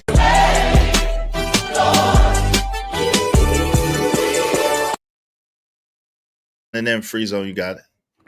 And I just want to say that people that think that we are making it about race because we're standing for what's right is crazy to me. And this is how we know that people do not like men, fathers that are black to stand up for what is correct. They want us all to be a part of this whole thug situation. We have MRM that is a doctor on the panel, and that is probably a registered Republican, but he could still see the truth for what it is. It doesn't have anything to do with his affiliation, just to have a truthful understanding of the information that we have today. me and Israel, we don't always see eye to eye, but today we are seeing eye to eye because of the information. It's hard to just deny the information. I could go down the list of everybody that's on here, right? And we could just, it's just the information, and we got to deal with truthful information, especially when somebody is getting a disservice. We got to speak up for it. The people that are doing the right things have to speak up for people that are doing the right things, because the ones that are doing the wrong things, they get all the backing that they already got. Whatever they get, they already have it. So we can't keep allowing the same people that's saying the black culture is trash to now say somebody that's doing the correct thing and say they are trash as well. We cannot allow that. Or to say the black community doesn't exist. What is white? Yeah, and it's going to be interesting, yo, on that whole when he made that. Wait, who did that? That was Drip. He got going. He probably my bad. Come on, man. That was a slip. My bad. God damn. Yeah, bro. Come on, bro. Jesus Christ. Serious. My bad. No, it is though, because now it's demonetized. But go ahead. That's a big problem. And also Poppy Blonde put a thought in my head. I just forgot when that music played because we all consecrated, so we all was like, music. Slipped right through there. It messed up. About the whole section Penal Code 931. The problem is that most people did not read it through and understand it. In that penal code, it also says that people that had cases in the state of Houston, having a concussion is considered bodily harm. So in Texas, reasonably, do you believe somebody 6'1", 250 pounds that need to go on a diet possibly would hit somebody that's only 130 pounds at 5'9"? Can that person give you a concussion with his fists? That is the real question. And yes. I think, right. And so therefore, under the penal code, you can say that I had to defend myself from bodily harm, which that man clearly can produce. You can grab somebody and shake him and give him a concussion. And this is case law too, that this actually happened in Texas. So I'm not using a case law that happened somewhere else. It's happened in that state. A concussion. So therefore, AM is incorrect about the stand your ground law, because also in Texas, you do not have to retreat in Texas as well. I read a case where a person, this wasn't even a black and white situation, where a person touched another person on the shoulder and the person screamed and said, you assaulted me. And it got a charge for it, you know? So my thing is, keep your hands to yourself. Yeah, for real. Hey, my man Crown said, Sharon, stay saying a whole lot of nothing so eloquently. Shout out to Crown. Yo, you wanna speak on your gifted memberships, fam? Yes, shout out to Elite Belt Zoe for gifting 5 memberships. I appreciate everybody that got one. Please maintain it. It really helps out the channel. It helps out the channel more than super chats, to be honest with you, because memberships, the content creator actually get the hold of it. They don't take 30% out of it. So please maintain it. I appreciate every last one of y'all. Please maintain it if you can. Thank you so much. No doubt. Go ahead, Drip. What do you want to say, fam? Nah, this shit is crazy. Like, just like Sharon said, a guy 6'2", that with that weight, people in high school, they don't really care about this shit. Like, they gonna fight. It is what it is. Right. Like, those guys being big as hell and him being a little small guy, that's gonna help him in the case. You know what? The knife was big as a fingernail clipper. Well, you know what? It used to be 222 pounds. I mean, 220 pounds.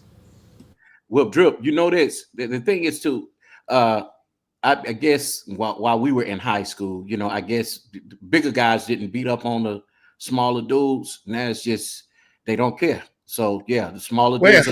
If they don't care. What high school did you go to? What do you mean? Shit, I was one that was beating up the big niggas. Oh, okay, well then you a special dude. That's a hey, shout out to you, Drip. Appreciate you, bro. Shout out to TMKC. Shout out to Drip. Appreciate y'all. Let me say this real quick, Izzy. Who for someone to make it, I don't know, RER 1967 says, sorry, I can't listen to this BS. Unsubscribing from your channel, MRM. I never knew you did subscribe. So why you need to make an announcement that you departing? Damn. Tell him again. Right. See, this is what I'm talking about. See, this is the thing. People will be, I mean, y'all see a lot of, some of y'all watch some of the content I post on here. It's interesting when I look at things from a certain way that you agree with. Then it's all MRM, and I even catch hell from the black community from a lot of stuff that I say, which I don't care. Which in this certain situation, just like this, I don't care which side I'm gonna catch hell from. I'm looking at this from an unbiased lens. If you match these two guys up, they sound the same. He was a good student. He was a good student. He had a good GPA. He had a good GPA. He was the captain of his team. He was the captain of his team. He had good parents. He had good parents. And so now there's people here saying right now the only reason why y'all defending him is because he's black. Now, who brought up the race thing? Us or y'all? Exactly. That's the weird thing. They get pissed off. That's why I keep telling them, don't try to put me on the right or the left. I just speak my mind. Y'all are the ones that brought up race right now. The only reason why y'all defend him is because it's a black kid. No, we defending him because of the situation, period, of what happened. It didn't matter what color he was. Just like y'all claim to say, it doesn't matter. We all bleed red. But in this case, y'all seem to be a lot of ones bringing up race in it. I'm just saying. I told you I'll call out both sides. It don't matter. Yeah, that's a fact. Hey, shout out to that's a fact though. I give you that. Shout out to Dollar Wash. Dollar Wash said it's not about Karmelo, it's about the presidents that it may send to all black boys start being dominant. Hey, DJ Witch Doctor, you there? You want to read your comment, bro? You there, Witch Doctor? Yeah, show so to my Brody biggest composition. He said, if it's two people on me, I'm doing what I gotta do for me to go home. By hook or by crook, they try to jump little man. Look, I that's what I think. Actually, I think that happened, but I don't know 100%. But the thing is, bro, I'm a skinny dude. I'm part of the skinny gang. I'm not about to let somebody just violate me. I don't go around instigating stuff, but I make sure that I keep the equalizer. And I'm not about to just let you just, you know what I'm saying, bully me or overpower me. Like, nah, man. As a man, you can't. Nah, man. I appreciate you. I appreciate the support. But yeah, he had to do what he had to do, man. Hey, I'm like you, brother. Shit, they're gonna have to catch me. I'm like the Lucky Charms man. They can't catch me. I'm fast on my feet. And then hold on real quick, Mountain Rinsa. I've been big a long time, so I don't know nothing about that. I've been bigger than most people most of my life. So I ain't gonna be like I've been the underdog. But with that, there does come a certain responsibility. Like I don't go picking. That's part of the reason why I don't go picking on people. That's part of the reason why I don't go starting trouble with people. Because you never know what someone's fear factor is. And fear is a hell of a motivator. Like you can get hurt. If someone's very afraid of you because they're intimidated by your size or intimidated by, you can get really, really hurt by that person because their adrenaline starts pumping. They get in the fight or flight. Go ahead, Modern Renaissance. And you after that, Sharon. You let Modern Renaissance man, and then you got it. Go ahead, Mom.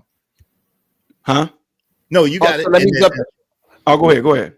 Also, yes, I wanted to address. I think it's kind of crazy that people really believe that this young man is some kind of criminal, right? So, black supremacists defending criminals that are black gives decent black people a bad name. That is 100% true, and that's not what we're doing today. We are supporting somebody that is a good student. He's a good son, possibly even have 2 jobs, comes from a nice, decent home.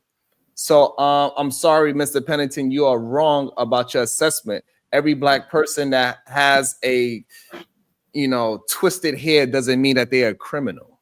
He don't have no criminal record. The father doesn't have no criminal record. The other side, the father does have a criminal record. And Sharon, if they looked at that family, they'll think that those people were conservative. The mother is a stay-at-home mom. The dad work. They literally are like me. Like there is no difference. Man, I ain't gonna show, but if my sons are grown, 23 and 21. If I showed y'all a picture of my sons and y'all see how I am, if y'all saw my sons, my sons got the hair, they got almost the same like type cut and everything. See what I'm saying? So if you saw them, if y'all saw my sons, y'all would not look at them and go, yeah, that's MRM them sons. They'll think my sons are khaki pants wearing, look like they play golf. No, that's not how my sons look. So that's what I'm saying. And it just pisses people off that I'm not at this from the lens of, yep, he did it, typical black Negro, thugged out, da da da da. I'm not gonna do that to anybody. But if they are, after I get the facts, I'm gonna call it out. Like, here we go, y'all. Look where you can look. Don't dad ain't home. Mom, look, she ratchet. No wonder dude is loose cannon. I get it, but this is not the case. And let me ask you a question real quick. And let me ask you, hey JD. Oh, shout out to JD from the Ismailite Nation. All right, shout out to that. Hey, let me ask y'all a question. Hey, Ismailite Nation, I need y'all to stand up. They're catching up. We competitive. They're catching up, Ismailite Nation. Shout out. Show up and show out. All right, shout out to JD. Hey, let me ask you a question, though. Especially you, Modern Renaissance Man, and you, Sharon, and then anybody else could chime in as well. Yo, are y'all saying that he's innocent? Do y'all think that the brother is innocent and that he shouldn't face any consequence? Or are y'all saying that y'all don't think that he should face as much as they're trying to put on him? Oh, definitely. I tell you what, some of y'all not going to know. Like, I know y'all not going to agree with this. I know. Me and Sharon went at it about this right here, especially when it comes to beating. So I said, if that was my son and I found out he did that, I said, it would take a lot, right? It would take a lot for me not to put my hands on my son. I would have so much empathy and sympathy because I know that my son probably freaking out because he just took somebody's life. But you brought a freaking life to, are you, what? I mean, but I would have to restrain myself from it because then I have to think about the fact that my son just took somebody's life. Now, reading the report of the police, whether y'all believe it or not, he instantly, in my opinion, showed remorse. He asked, is he okay? He asked, was the boy okay? So he said, hey, the cop said, I had the person with me who allegedly did it. He said, look, it's not no allegedly. I did do it. Is he okay? You see what I'm saying? So then what we going to do? No, he didn't really mean that. He knew what he was doing. He meant to kill him and all that. That ain't what he meant. He just trying to, see what I'm saying? How can we do that? So yes, that's my point with that, man. Okay. How many bullies have you met were members of the National Honor Society? I went to National Honor Society in a Chicago public school or something like that. Exactly. They out of touch, man. They out of touch. Hey, wait, hold on. Let Sharon answer that first, and then y'all got it. Go ahead. I'm sorry. I think he's gonna get probation for the weapon on a school's ground. I think that's justifiable. I don't think you could really go, even though he probably just forgot that he had it in his bag and he just used it when he remembered when he was in trouble. But I don't think anything besides probation for a couple of years, he should get beyond that. He should not get institutionalized, especially for more than anything than what he already has been. To put him in jail for 5 years or something like that is insane for somebody that could possibly move forward with life. It's sad that this tragedy has happened for the other family and they lost their child. However, to penalize 2 children, to take away 2 children's lives, I think that's too harsh of a punishment. So probation is what I think. That's interesting. I don't know. Shout out to Brownie Ellie. What's up, Brownie Ellie? How you doing? Amir, the civics street professor, said, I would tell you guys one thing that no one has said or thought of: jury nullification. Oh yeah, but that's a little down the road. But yeah, we definitely on that. Hey, go ahead. Anybody you wanted to add on to that, Kwafi? Hey, listen, make sure y'all support the show. Everybody hit the like button on everybody's platform.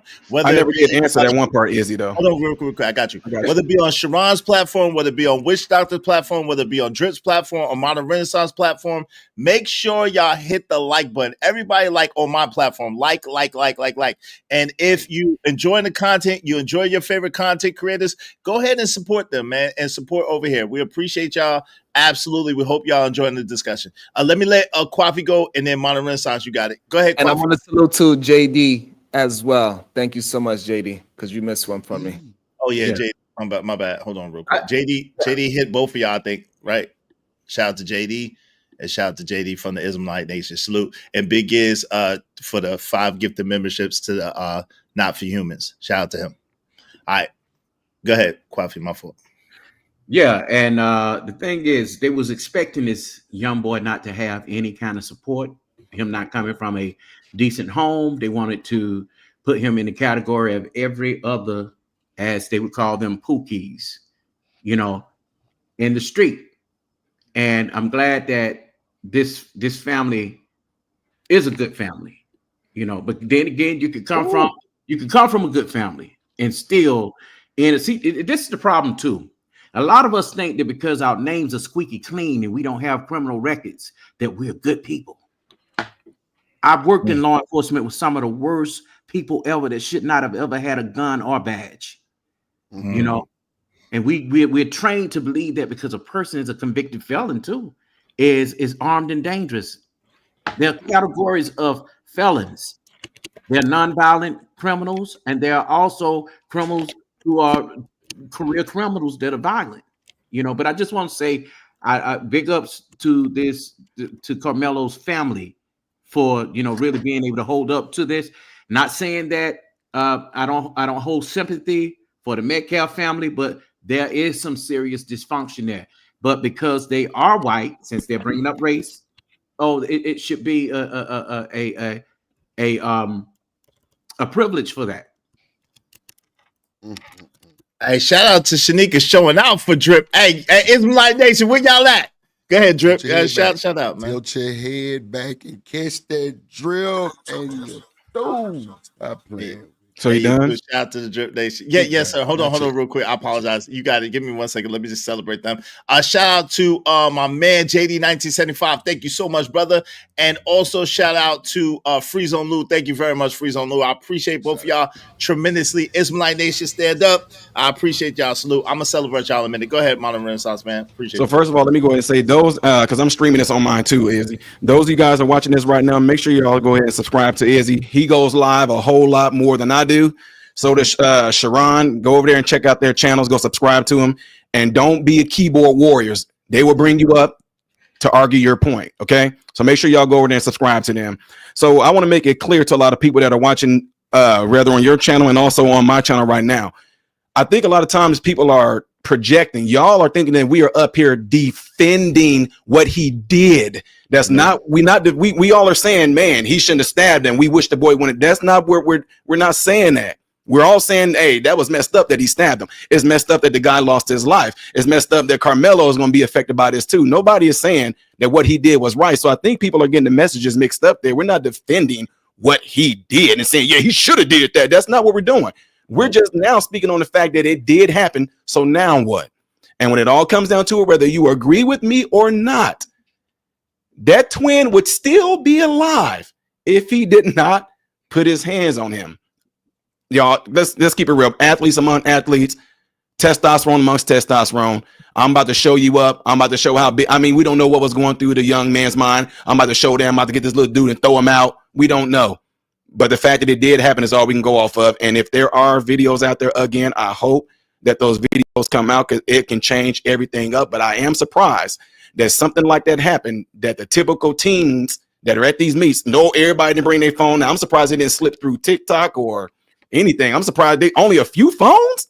Yeah, they got on it. They got on it though. I think they got gag orders and everything. But this is the crazy thing, Modern Renaissance, man. I was like I said, I was looking through the other day, and there was a thin blue line guy or something like that, and he was talking in the chat, and he was commenting on how, oh well, I'm so glad that GoFundMe took down the GoFundMes, not knowing that the family was the one that told GoFundMe that they wasn't trying to be on GoFundMe, so take everything down the fraud on GoFundMe, right? But he said, yeah, they got GoFundMe. I'm so glad GoFundMe took them down. Yo, don't support them. Don't support a murderer. Support Austin's family right there. And there was so many comments. Like I'm seeing a lot of comments right now. You literally said, look, you're a stand-up dude. You're the most interesting man in the world, Modern Renaissance man. And you literally said, yo, I'm not defending him. We're not defending him. And people are literally like, yes, you are. Yes, you are. You're 100% defending him. And there are so many people who have this strong, visceral reaction. And what else is it but race, bro?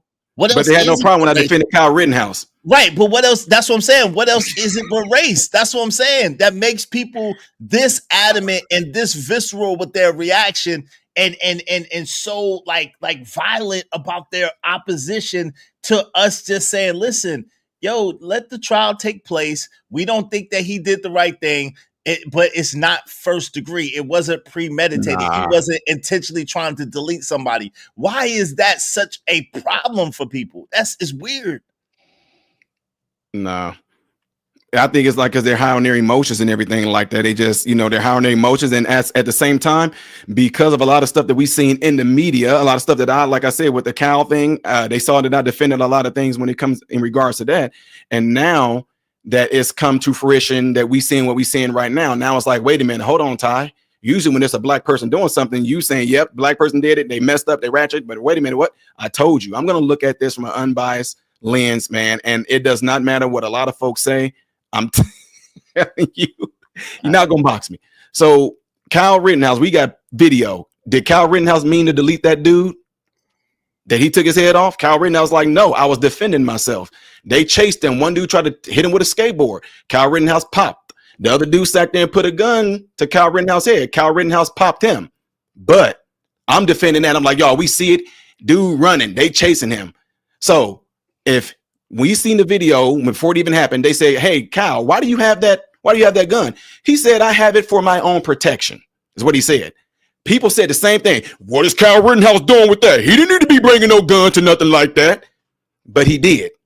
So we just going to go based off what he did. So in that case, folks, I know this may not be a street thing and some of y'all don't understand this. When someone says, touch me and see what happened. Exactly. Why would you? Oh, okay. So then what if we can say right there at that moment? I'm just giving people something to think about for the ones who think I'm just being like, oh, I'm just defending Karmelo. What if at that moment that caused the other guy, oh, you think I'm about to, that don't scare me. Well, so what if at that moment he turned into a bully? Can we go with that? Oh no, he was a good kid, but at that moment, did he not become a bully when he said, touch me again? Oh, you think that's gonna scare me? Boom. Punch me and see what happens. Oh, you think that's gonna scare me too, little kid? How do we know that's not what was going through his mind before he got himself taken out? I'm not saying it did. I'm just saying these are things that I think that the jury's them going to take in a whole lot of different scenarios, different perspectives. And to be honest, I'm just gonna tell y'all, you guys may disagree with this. I hope they select some really fine jury, but whatever happens in the outcome that comes with this, whether he gets 20 years, 10 years, 5 years probation, I just gotta go and say, hey, I gotta go with what the law did, what the juries them came up with. They all deliberated, and we just got to accept it, whether we like it or not. So, yeah. So the last with Carl Rittenhouse, when you defended him, are you saying that you defended him based on the law, even no matter how we feel about it? Even though we may feel like, okay, well, he was wrong for even crossing the state lines, but this is what the law did. Yeah. Okay, I get it. Okay. Yeah. And I think that's the real problem. People want to tie in their moral code to the law, and we just cannot do that. But this is I apologize, man, real quick. The crazy thing, Sharon, is where is the moral code for the judge who they're threatening the life of the judge? Where is the moral code for these children whose lives are being threatened? Where is the moral code for this wife whose life is being threatened and the husband whose life is being threatened? People are so crazy talking about it's not about race, but yet and still all of this stuff is fueled by bigotry and prejudice. Why are we so dishonest and so, you know what I'm saying? Why are we so dishonest? That is a very good point. And they literally saying the same thing. They said Kyle Rittenhouse. Somebody just said Kyle Rittenhouse was out looking for trouble. Y'all saying the same thing about Karmelo right now. He was out looking for trouble. You know what I'm saying? Hold on, real quick. Go ahead, Sharon. Go ahead, finish this. No, it's such good points. That you got to be able to hold the line of whatever that moral standard is. And the state they gotta hold their line, whatever the law is. And this is what we gotta do. We gotta be able to separate the two things. Do we believe that it is right for taking a life for a fist fight? No. Is it okay to do it in Texas according to Texas law? We're gonna see. But in Texas, you could go ahead and go after your property and delete somebody. It's cases where somebody's seen their neighbor house getting robbed, walking outside with a TV. He came outside and he shot the person. Nobody's life was in danger. And it wasn't his house or his property. He went home. So we just want people to hold they standard. Texas got a standard of stand your ground and all these other things that happen. Hey, just hold it. It doesn't matter what skin color it is. He should be held to the same law as the other people. I've read cases Real where quick. I apologize. Sandy from Colorado. Let me ask you a quick question. She said, losing respect fast here. There are strict rules about weapons on school grounds. Did you have the same stance when it came to this young man, Kaysen Allison?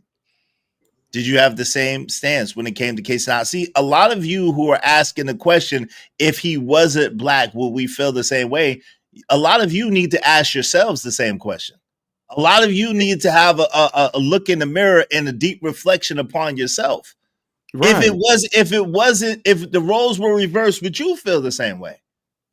Would you be having the same stance, or would you? Right. The case is so I without Sandy from Colorado, what I would have you to do is I would have you, if you don't mind, it's in Texas, it's in Belton, Texas, right?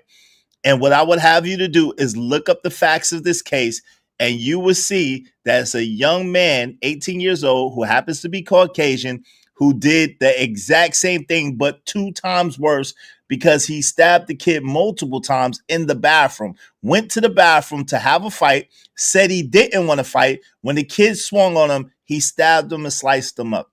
So I think that and it's funny because he had $1 million bond, and they reduced his bond to $175,000. Just like Karmelo had $1 million bond, and they reduced his bond to $250,000. So I'm just saying, I would implore y'all to just do a little bit more research. And why can't we wait till the trial to see what happened to reserve judgment? Why can't we reserve judgment to the trial, y'all? Oh, no, because easy, because in America, you innocent until proven guilty, right?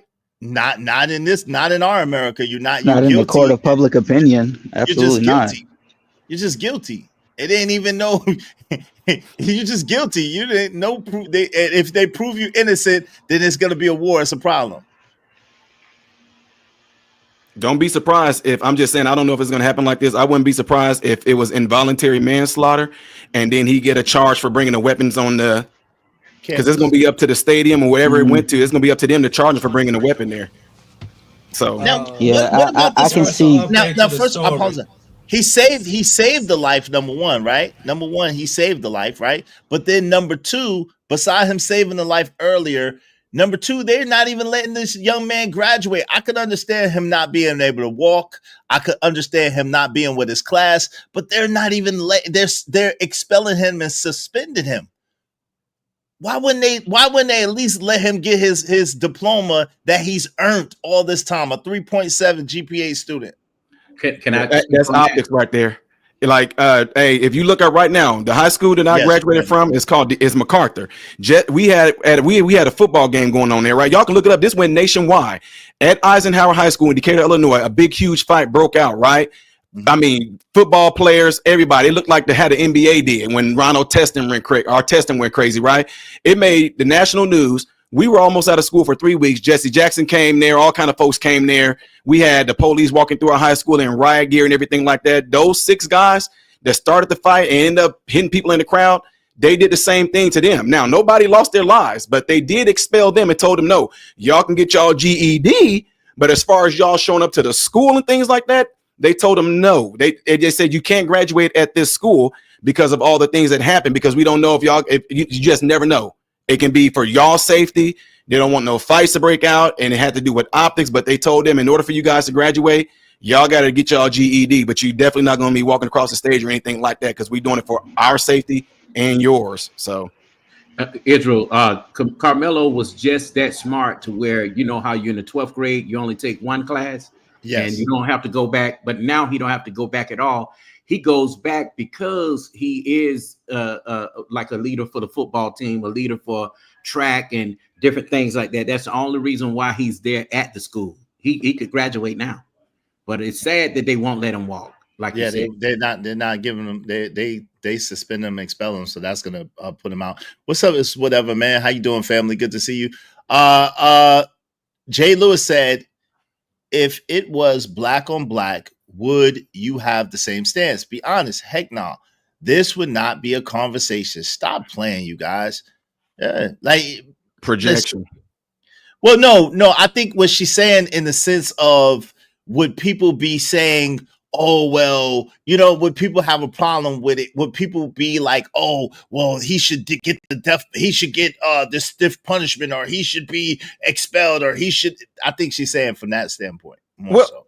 And I can, you know what? That's the thing. And this is what y'all here in Illinois, right? Brandon Johnson has a thing out to a couple of people up here in Chicago, right? To where if I'm showing up, he lets them know if this guy comes, Ty Smith comes to the Chicago area for a speaking event, do not go there. He's a this, he's a that. He actually is a reason why the black community can't get far because of his rhetoric. He has a thing out, him and Kim Fox do up here in Chicago, right? People come anyway. They will tell you all day long. Ty will call out anybody, and one of the biggest thing I call out is us hurting us all day long. I call it out all day long. If this was a young black dude, they did it to a young black dude, I would have the same exact look, the same exact thoughts, the same exact passion behind it. But the thing is, would it be like that for anybody else of another race? Would, you know, or is it, oh, we're too used to it? Oh, what, another nigga kill another nigga? Oh yeah, that what's new about that? Yeah. So when they say, will we call it out? So I got to ask everybody else too. This is just something to think about. Have we become so accustomed to us deleting us that when we do delete us, it's But if it's like any of the opposite, if it's a white killing the black or a black killing the white, now that's something to talk about right there. Delete. Yeah. Yo, go ahead, Phil. Go ahead. This is unique, MRM, and I think the reason why you think the way you do is simply because here's a young brother that was doing the right thing, you know, come from a good family, addition to had a bright future, you know, so it was unique. So you probably spoke a little bit differently on this one. Yo, let me see. So Just Me said, keep your hands to yourself. Exactly. Jay Lewis said the hypocrisy is ridiculous. Scorched Earth 824 said, that's my question. Where's Benjamin Crump, BLM, and Al Sharpton to stand with Karmelo? I think once he chose the Action Network, I think you only get one activist group at a time. So I think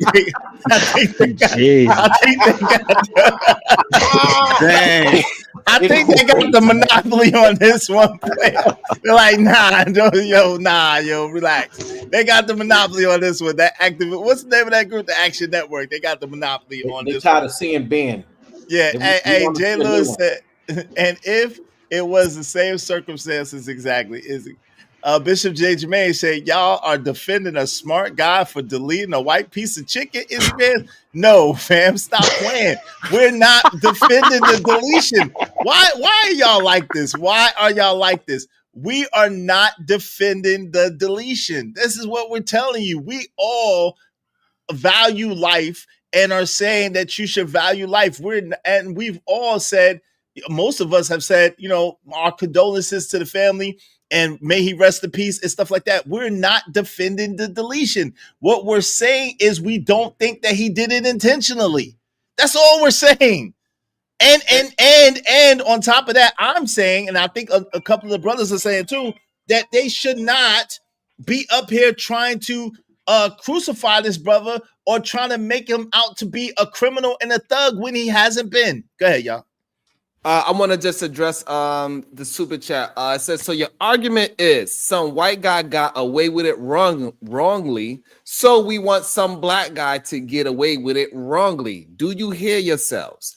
And what I would say to this is, if they got away with it, whatever that means, I got away with it, and we're talking about by the law, that they didn't go to jail because of the law, then yes, we want everybody to be held to the same standard of the law. It doesn't matter if we believe it morally wrong. Did you just say everybody, Sharon? The law. Did you just say everybody? Didn't you say everybody? You didn't just say only black people, did you? You didn't say only white. Didn't you just say everybody? Right. See? Again, that's crazy. And I don't understand why they trying to paint it as to be something that maybe possibly you could be thinking, right? But that's not what we are saying. And what we are trying to be very clear that we just want the law to be upheld across the board the way how Texas holds the law. That is it. Morally, that's a whole nother conversation that we don't want to dive into because we waiting for more evidence to come out so we can say, hey, this is my 100% stance. So right now, our 100% stance is let's go by the law and the information that we have at hand. And the information that we have at hand is that he is not a criminal. It's because they want you to shut up.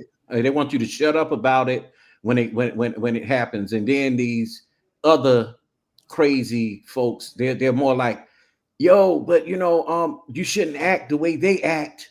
Okay, but nobody shouldn't say anything about what happened.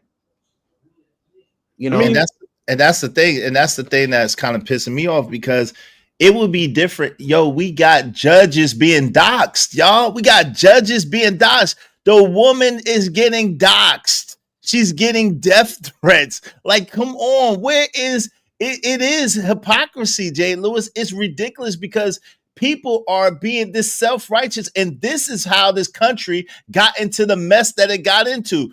White self-righteousness. The self-righteousness of white people. Oh, well, we gotta civilize those savages, and we gotta do. And what people don't understand is the more and more that you dehumanize us as people, the more and more you vilify us as people, the more and more that you take that you make it seem like we're some thugs and we're just all immoral and all this crazy stuff, is the more that this stuff like this gets justified, where y'all are threatening judges and doxing judges and threatening their life for lowering a bond when that is status quo. That's status quo. And also doxing the family and putting the danger of small kids in danger small too. Children. For the fact that you just want to prove a point. Bro, some of these people, right? Some of these people is my fault, bro. I was gonna say some of these people is low key above the law, Sharon. Look how the dad got dapped up by the cops after he was escorted out, bro. That is crazy to me, bro. When the cops escorted him out of the press conference, they dapped him up outside. Both of them shook his hands, bro. Where does that happen? That remind me of when that one dude shot up the church and then they took him to McDonald's, bro. Yeah, this Dylan is Roof, insane, bro. Insanity, family, insanity, and that's what I'm saying. And that's the disparity. Go ahead, y'all. Go ahead, man. I'm sorry. I was just saying, which case is he talking about when he said someone did that? Dylan Roof at South Carolina. Oh, so I don't know if y'all know this. I just covered a video a few days ago. Nobody knew about the mass shooting that one of us did. Oh yeah. Facts. Just the other day, and when guess what? He turned himself in. Good. Just shout out to his parents for making him turn himself in. When he turned himself in, hey, it was almost the same thing. The police, he stuck his hand. Now the police them shook his hand. I was like, wait, what? Like, bro, just did a mass shooting, and they shook his. Oh wow! I was just like, yeah. And see, when I did that right there, because he looked like us, it was all good and cool. Because I called it out like crazy. Like he shouldn't have brought it there. He sat there and almost deleted 5 people, and he did a video afterwards going, yeah, I did it. I just shot the school up. They shouldn't have been messing with me. I love everybody. I love my family. I love this. And he turned himself in. Thank God he did. But I was still like, this fool just committed a mass shooting. And I was even saying, where's the media at on this? Where's Fox News? Where's OAN? This dude literally just did that. But the next day, that stuff that happened at FSU took precedence over that. So I was just asking, like, why FSU getting blown up about what happened? It turns out one of the people with FSU, it was a police deputy's son that did this. But in this case, this is a young black man at this school that shot 5 folks, and not really a peep. Wow. And the problem is, right, that young man, he's the representation of the whole Ted K. He's a thug. He comes from a struggle place. He even said in the video that I just lost like 3 people in my family due to violence and all that. So, and he said, hey, I'd rather be in jail and alive than have these people do such a thing to me. And the problem is that me and you could say, hey, look, that's one kid. He thugging it out. He went to school. It was premeditated. He went there to do that. Specifically, it was not the school not able to uphold their security quota. No, he went up there intentionally to do that, and we can hold that young man to like, hey, you want to call him a thug? Fine, we okay. Right, take K. Even if you want young, like we don't sit here and make excuses for people who are living criminal lifestyles. We don't do that. Like we gonna if you say whatever about TK, we like, yeah, that was crazy. He shouldn't have been acting like that. He shouldn't have been doing. That's crazy. He's behaving like that. Like we don't abhor bad behavior or some criminal behavior, but when you criminalize the so-called best of us, then what chance do the rest of us have, right? Shout out to Corey Love, $10. Where Angry Man at? This Jesse Jackson stuff gotta stop. We not Jesse Jackson. Shout out to Corey trolling. Thank you, bro. At least if you're gonna troll with some money, give it to the cause. I appreciate y'all. Go ahead, fam. You got it. You know, it's just that, like, the one I was just talking about with the kid that did that, I broke it down. He said he was going to do it. He intentionally was going to do it. He told everybody what was going to happen, what was going to go down, because apparently he got threatened. So we can call that out. I can sit there and say that was premeditated. This dude definitely going to have to face the law. I thought it was real, absolutely crazy. I said, you know what? They did the right thing. I said, because had they not, they knew who he was. They found out where he lived. I said the police then would have been crashing through his house with the SWAT and all that. His mom and dad possibly could have lost their lives, whatever like that. But I said at the same time, I said, I would have combed my son's head. My son would have came home and said, Dad, I took your gun. I went to school. I said, the police would have been arresting me because they would have been like, why your son got a busted lip and his jaw swollen and everything like that? Because I beat him for taking my gun. So everybody's all good on you, MRM. Good. But in this case, yeah, you're only defending him because he's black. But when I'm talking about a black boy, they went and try to delete somebody else at a school. All of a sudden, good on you, MRM. That's good. You're calling it out. Yeah, and also it's in the same state too, right? And it goes to show to the mentality of the children that age as well, right? Is that it is reasonable to understand that this is the norm for young kids in that state. This is what we keep trying to have the understanding. So keep trying to act like this knife thing is something strange. It is a young kid. He was in high school. My family member went to the high school that got shot at, that was getting shot up. My young cousin goes to that school, right? So that little knife, it cannot compare to what's the mentality in Texas. We got to stop acting like we don't know what Texas is all about. Come on. Wow. Bro, so this is crazy. Hold on real quick. Modern Renaissance, man. This is crazy. So now we have no integrity. Now you're the only decent man on the panel. We all saying the same thing. We're all saying the exact same thing. Hey, Jalen. This is go against them, they're gonna go against you, and that's just how it is. Got the 2025. We are the world panel. Get along, gang, to go at AM. AM gonna get y'all by himself. We're not even talking about Angry Man. What are you, Corey? Are you trying to troll and start trouble? We're not even talking about AM. Yeah, he's trying to summon. We're not even talking about Angry Man. What are you talking about? Yeah, I don't know how everybody else might have grew up, but I mean, I don't know if y'all might have experienced this. But any of you guys on the panel, even the people listening in the audience right now, have any of you guys ever experienced or even heard? They say, "Oh, y'all, such and such got sent home. Why? He brought a knife to school. They caught him with a knife." Yes, many times. Yes, I don't know why everybody acting like, "Oh my God, he brought a knife." Come on now, be honest. I got caught with a knife in. Izzy, what was your intentions now? Was you trying to murder somebody? Izzy? No, my intention was no, it wasn't. No, you was trying to murder. Come on, bro. I didn't know what was gonna happen. I didn't know what you knew you was going there to premeditate to stab somebody, that you was gonna go to the basketball game, who pointed at your shoes and say, those might be some throwbacks or some generics. You knew that's what you brought that knife for. No, they got me, and I got beat too. I got beat to inches of my life by my father, but I daggone sure did. Listen, I would have rather took that than to get jumped. Listen, I don't understand why people don't understand. If you may be able to beat 2 people, and you might be able to beat 3 people. But when it's like 3, 4, 5 big people, though, the likelihood of you winning is slim and none. And getting jumped and stomped out, there's no honor. Where's the honor in a fight? Where's the fairness in a fight? What are we talking about? It doesn't make sense. It doesn't make sense. Nah. Hey fellas, I'm gonna get off, but this has really been good. And I gotta say this: y'all keep standing on what y'all believe in, no matter how many subscribers you lose. Just for facts.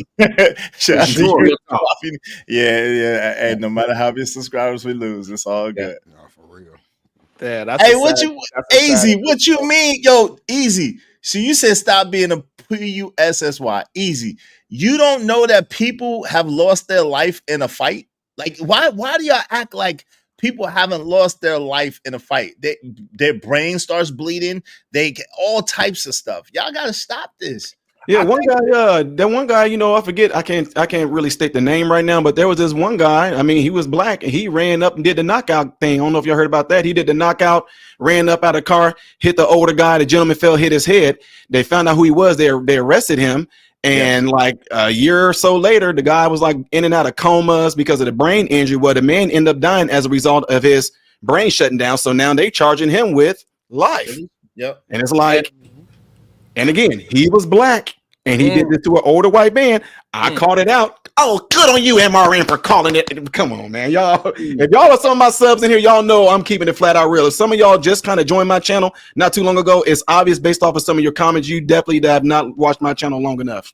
And I think majority of people just don't understand how scary it can be when you reminiscing on when you got your ass jumped by multiple people. The fact that if you do survive it, even if you physically okay, majority of the time you probably throwing up because of overexhaustion. Somebody could be throwing up from overexhaustion. That's another thing. That the feeling and sound of how it feels to get beat on by multiple people, getting kicked on while you are at some point you get defenseless, right? You cannot fight 5-10 people at one time. None of us is Hercules for real. You might get one or two, but eventually you're gonna get caught and you're gonna hit the floor. The only thing you can do is turn into a baby and go into the fetal position and protect your head as much as you possibly can. And it's a scary thing. And so people have this romanticized idea of movies and they see these people fighting 5 people. I don't give a damn how good and strong Michael Jai White is. I don't care how good Mike Tyson is. Hey, listen, if it's 10 of us, he is losing. I don't care what you say. He might knock out 5 of us, but the other 5 is going to eventually get him to the ground. Once that equalizer happens, it's going to be feet to ass. Man, I'm only shooting the fair one with somebody that I know. If I don't know you personally, I don't know the level of crazy that you on. So I'm not taking that risk because my family value my life. If I know you personally, we could shoot the fair because we friends. We ain't wanna cause so much harm to each other. We could shoot the fair one as guys, you know what I'm saying? But if you a stranger, I don't know what you got tucked in your pocket. I don't know, bro. Like, come on, man. Man, you don't know his capable. Hey, Jalen, most people don't know when you get a cushion, you see double, and most of the time triple. He was seeing double before he got slapped. Right, there was 2 of them, 2 big ass people looking exactly the same, damn near the same build. And the other one, Hunter, he started the interaction with the conversation going back and forth, and then the other brother tried to finish it up because he's probably just a more aggressive brother. That's probably what happened. Because it's usually one brother that's more aggressive than the other. Usually both of them main base. Yeah, Alexis, 225 versus 130. That could be life or death. But exactly, especially when it's 225 people versus 130 people. And so that's what I'm saying. People saying, oh, well, there's 5 imaginary people. No, you just need 2 225-pound people versus 130 people. That's kind of enough, I think. Jalen, what say you? You got an echo. Yeah, Jalen got an echo. It's Jalen. Jalen, what say you, Jalen? No, that ain't me, but it is. Easy. I want to tell you what happened. Very long time ago, back in like 2014, a racist white man had knocked out a black man, and then the Fox News didn't report on that too. But anyway, I seen another video yesterday of this white teenager had stabbed a Latino teenager. I seen that video yesterday. Yeah, that's the case analysis. That's the case analysis case. That was back in 2022 though, and he's on trial for it now. I was watching your boy MRM channel, and he had a hell of a video about another Dallas school shooting. 2 shootings within a year, bro. If he allowed you to play the clip, bro, they were literally praying for the boy. The police shaking his hand, Izzy. Like the dad, like, bro, it was sad, bro. He was like, son, I'm with you. Don't be in there snitching. I'm like, what? No, I'm That's look, crazy. And what was the mom doing? I plead the blood of Jesus over my son to just shut up this school. Lord, protect my son to just shut up this school. I was like, what? What about the people he shot? Like, what? Nah, that's crazy. Izzy, he ain't, bro. I was done. I'm like, wow, that's insane. That's he insane. telling him to keep his mouth closed, son. Keep your mouth, bro. He's shaking the police hand. Yeah. Wow, that's insane. Why people don't understand? Like, so now all of a sudden people don't understand that it's not about what actually happens, but the person who's perceiving what's about to happen. That so self-defense is not, yo, you kicked in Texas, you kicked the shit out of me, so now I get to react. No, it's if I think that there's a perceived danger, if 225 people come up to me and I'm 160, listen, I'm gonna give y'all 160. So that's 450 pounds versus 160 pounds. Both, I'm not saying that both of them put their hands on him. What I'm saying is if he believed that they were going to jump him and he was scared and he thought he had to defend himself, then that was a self-defense. Now, am I saying that he should have had a knife? Absolutely not. He should not have had a knife in the place. Am I saying that Austin should have been deleted? Absolutely not. Austin should not have been deleted. I wish he was still here. At the same time, the unreasonability of some people is egregious. Y'all are unreasonable. And you are looking at it through a lens of race, no matter what you say. And it's evident because when the shoe was on the other foot, you had a total different outlook and a total different perception. So stop playing. Play with someone who is inferior to you. Stop playing. Y'all need to stop playing. Yeah, and Izzy, this might be another thing I can use as an example too. Y'all remember? I'm just being funny right now. Remember, baton head busting bone Quisha in that track and field meet? Yep. Yo, dude, I was all on that. I'm like, I did the relay. I was like, yo, I called it out, man. That was intentional. You don't care what she say. We're taught to stay like this in the pocket. I don't care who you are. If you get bumped, you stay right there in the pocket. Keep that form. Keep it tight. The way that girl swung that hand out and smacked that girl upside the head, I instantly got on her. And then guess what happened? She ended up having to where she's out there. I thank y'all so much for support. I'm like, support? You hit? How are you the victim when you intentionally hit that girl upside that you intentionally did it? Right? Turn the ass. But the girl that was running track, the girl that she hit upside the head, she didn't get behind her, start smacking her, and then ran to her again and smacked her head, and all of a sudden she responded by hitting her with the baton. It's not the same scenario. So all I'm saying is that for us to say that he premeditated this and he intentionally had it in his mind that I'm going to the track meet just so I can go into somebody's tent to start something with somebody just so I can stab somebody is what he did. That's ludicrous to me. No. Yeah, that's absolutely buy rifles for their kids at 9 years old to go hunt. Bro, in Florida, yes, they out hunting everything like at 8 with rifles. That's a fact. These young dudes in Florida, they got trucks. 18 years old, they riding in their pickup trucks with the guns in their windows. I'm pretty sure they do that in Texas too.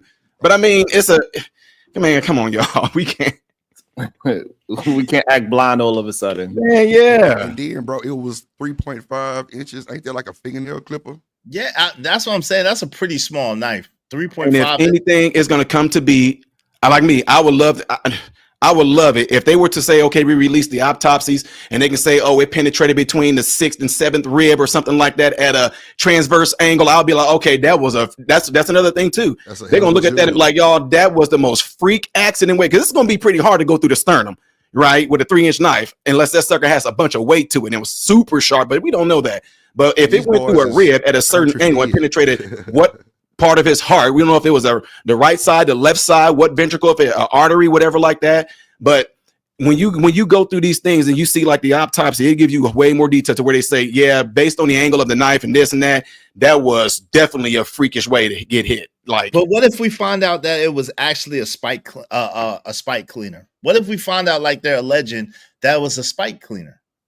What will we say then? Shout out to Telebell. He said Swiss Army knife. It could have been Swiss Army knife. Swiss Army knife is not really a weapon because it's a tool. Because are they that sharp? These boys, cornbread fed, bean eating ass white boy. Yeah, a Swiss Army knife is sharp. So what if we find out? I want to pose that question. What if we find out that it actually wasn't a knife? It was a spike cleaner. Whew. Then the only thing they can say is, well, we all know that the athletes are not supposed to have, well, technically as athletes, we're not supposed to have spike cleaners. Only our coaches are. So then it's going to be, well, he never should have had it. Well, he did. I mean, it's I'm just saying. No, you're right. So many scenarios though can be in this though, man. I mean, it's very unfortunate, man. And I think the good thing about this, honestly, is that it has all of us talking. And to be quite frank too, is letting you know that some people mind, they don't even realize that they've been geared to be so right or so left, so conservative, or so liberal, that now that this hit the fan, it actually can, in my opinion, it exposed a lot of how some people think, like, no matter what, black dude did it, wrong, thug, look at this, look at it. Now they raising a GoFundMe. I'm like, did they do it or did somebody else decide to do that? See what I'm saying? And then you get pissed off at me because I asked that question. Like, this family go, y'all, my son is being in jail, so we're going to start a GoFundMe. Who said the family did that? See, right, and they're like, come on, Todd, man, you don't know, I don't know. Why are you telling me I know that the family? I don't know who started the GoFundMe. Hey, they didn't start a GoFundMe, but they did do a Go Send Go. So they didn't start a GoFundMe, but when they saw how many people were doing a GoFundMe, they said, look, this is where if you want to support, this is where you could support at the Go Send Go. So they did do the Go Send Go. The mother, I think her name is Kayla Hayes, something like that, something to that degree, Kayla Hayes or something like that. She's the one that's the administrator of the Go Send Go, but anything dealing with GoFundMe is not them. You know, and what's interesting too, I mean, it's like I said, it's a ton of scenarios, man, that could play in this. Like, you know, people like Tyson are professional fighters. Like, we do this thing up in Chicago called Friday Night Fights. Shout out to my mentor and father-like figure, Dr. Wendell Beckton. And you know that these people actually can be looked at, if you're a boxer, that your fists are considered a deadly weapon. Oh yeah, absolutely. Right. And I work with the St. Louis Cardinals too, right? Do you know that the pitchers and the batters, that they are considered, their hands are considered a deadly weapon too, especially pitchers.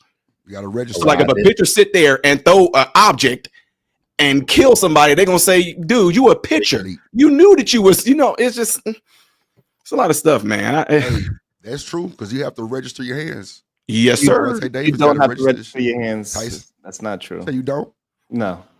In St. Louis, professional boxers. As a professional pitcher, you can say not registered, but they definitely got to have something on code to where they're like, you do know that your hands pose a danger. Here's the contract right there. If you, based off the contract we have with you, if you do anything, throw a beer bottle, throw a rock, throw a stone, they don't care what it is, know that this is going to jeopardize this because your hands are considered a deadly weapon as a pitcher. That's what I thought too. As a batter. Okay. Let me read a couple of these. I'm sorry. Give me 1 second. Shout out to Uncle Jeff in the building. 100 ways to convict this boy. 100 ways to absolve him. Shout out to that. H-Bo1, what's going on? Hey, happy Friday. Sometimes people can bleed out from a minor injury that hits an artery. Yeah, that's a fact. Listen, we seen it with Scooter. What's the brother's name? Little Scooter. When he hit an artery on his leg and bled out and died. Mm-hmm. That happens. And they claim that no one poked him or whatever. They claim he got snagged on the fence. I don't know about that claim, but that's what they claim. Hey, JD1975 said, Izzy bans, like I said before, the line is being drawn. Yeah, unfortunately. Hell, these white boys here in Michigan do that, especially up north. Got the long gats right in the back window. Yo, shout out to Daryl. He said, proud of you, Izzy. Thank you. I live for your approval, bro. Shout out to Karmelo TV. Said, play Kojak theme song when you acknowledge my trolling. Kojak said, hell nah. He's going to be mad at me. But thank you very much, Corey. I appreciate you supporting the show. Bishop J. Jermaine said, people do lose their lives in fights, but homie stabbed dude because he didn't want to throw hands. Man, that's not necessarily the case. I hear you, but can we reserve? But so what if he didn't want to throw hands? You can't force the man said the man don't want to fight. You know what I'm saying? That's not bullying. Fighting somebody that don't want to fight is bullying, bro. What do you mean?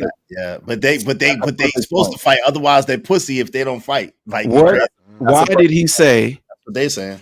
punch me again or punch me and see what happens. Why did he have to say something twice? Right. In the first place. Allegedly, man. That's allegedly. Yeah, there we go. Allegedly, man. But man, God, you know, also I sit on this thing called the Public Safety Commission Relations Board. So anytime something happened within the community with police, we get to be on this board like a council board in the city, have town hall meetings, and be able to call out if something was done wrong, or if the police were in the wrong, or if the alleged criminal was in the wrong. And man, y'all would be so surprised how much body cam makes a world of a difference. Otherwise, it'd be a lot of speculation. It'd be a lot of witnesses, testimonies, whatever like that. But in his case, like I said, I just won't be surprised. I just hate, because no matter what we say or what we do, no matter how much we try to say, we are not making this about race at all. We just making this about wrong or right, lawful or unlawful, whatever the case may be. And if he turns out to get probation and possibly a charge for having a weapon on the, we just gonna have to accept it. No doubt. Oh, look at that. Another black person committed crime and getting off. I know they do that all day long in Chicago, y'all. Yeah, you in Chicago, you can do some crazy stuff. And Kim Fox them, based off of their low, they're pretty much pettiness on crime. And in Chicago, well, Illinois as well, if you pretty much come from a single parent home, if you don't got money in Illinois, you commit a crime. If you cannot post bail, you just get out. They just like, you don't, Mama, does your mom got money? No. Does your grandma got money? No. Okay, well, he's not gonna be able to pay for it no way. So let him out. Ankle bracelet. Don't go within 50, whatever the case may be, 50 yards of the home where you're at, whatever. So, Christina W says, so if the kid that got deleted had a gun and popped the kid with a knife, would you be up in arms? No, you wouldn't. Because it would have made sense. Like, yo, and then we would have said, hey, damn, you should never bring a knife to a gunfight. That's what I would have said. Because better yet, what if the twin brother, after he saw his brother get stabbed, what if the twin brother would have snatched dude and then choked him out? Right. It'd have been reasonable. I wouldn't have had a problem with it. Because then some of us would be like, if that was my brother, you just killed my, especially twins. Deleted, MRM, deleted on this side. Deleted. Hey, wait, Izzy. Yes. YouTube, I don't know. I mean, I get a lot of stuff from them. Of course, being who I am, they give me, I get sent everything. From what I'm known as of about a month ago, YouTube said they're not going to use their AI to get on words like that no more. Oh no! After you streamed for, that's on you bigger content creators. Hey, listen, on smaller channels like me, they ramped up. They ramped up the AI. They trying to strike goddamn thumbnails now. Yeah. So that's why some of my videos I learned from y'all. I kid you not, I learned from y'all. Wait a minute, why are they spelling these words wrong? Like, what's wrong? Oh, I see what they doing.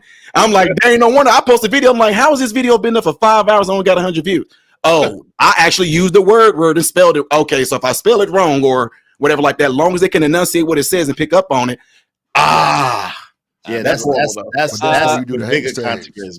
And I want to say thank you to everybody. I appreciate every last one of you. I thank y'all, man. This has been awesome. It was great hanging out with you. I'm glad that we found something that we could come together on and have a great of minds, right? And we are in agreement, and we still was able to make the show entertaining and keep a great conversation going. So salute to you. Shout out to MRM. It was good speaking to you. I haven't spoken to you in a while.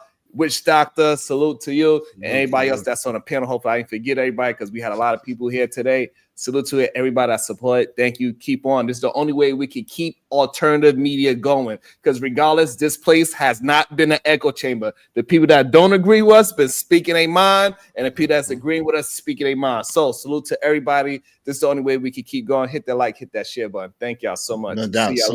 Salute. And we've been having a intellectual conversation. It haven't been no mudslinging or no crazy enough. We've been having an intellectual conversation, just speaking about it in calmer manner. So I'm proud of everybody. Shout out to everybody. Salute to you, Sharon. You know you're always welcome over here. Ain't no thing, man. Salute. I mean, whether we agree or not, you welcome over here. I don't have no problem with you, man. And I would extend the same thing, just in case you believe that you are not. You are always welcome.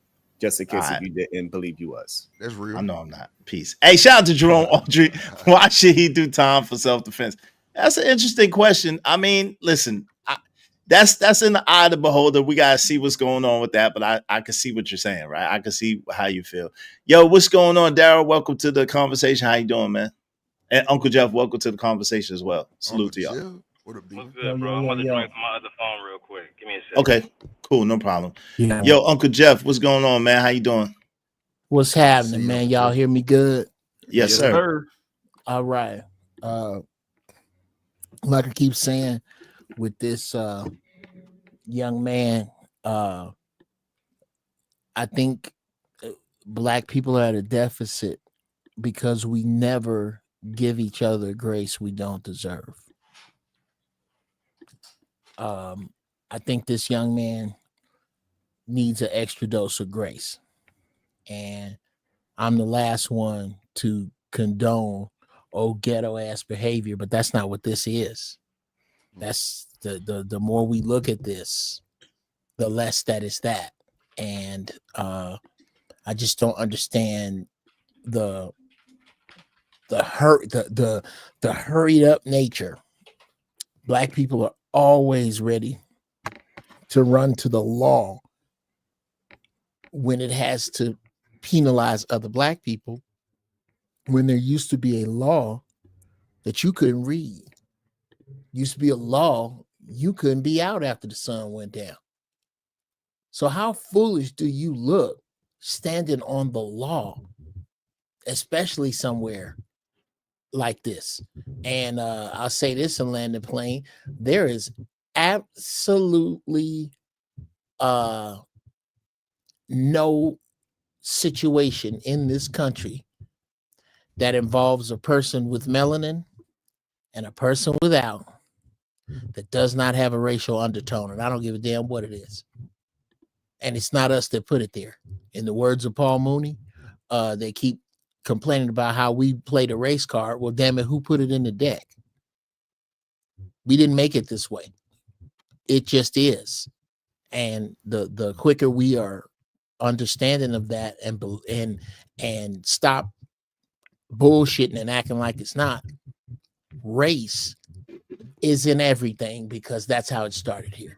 And I'll land there. Interesting. Hey, Daryl, what's going on, man? What say you?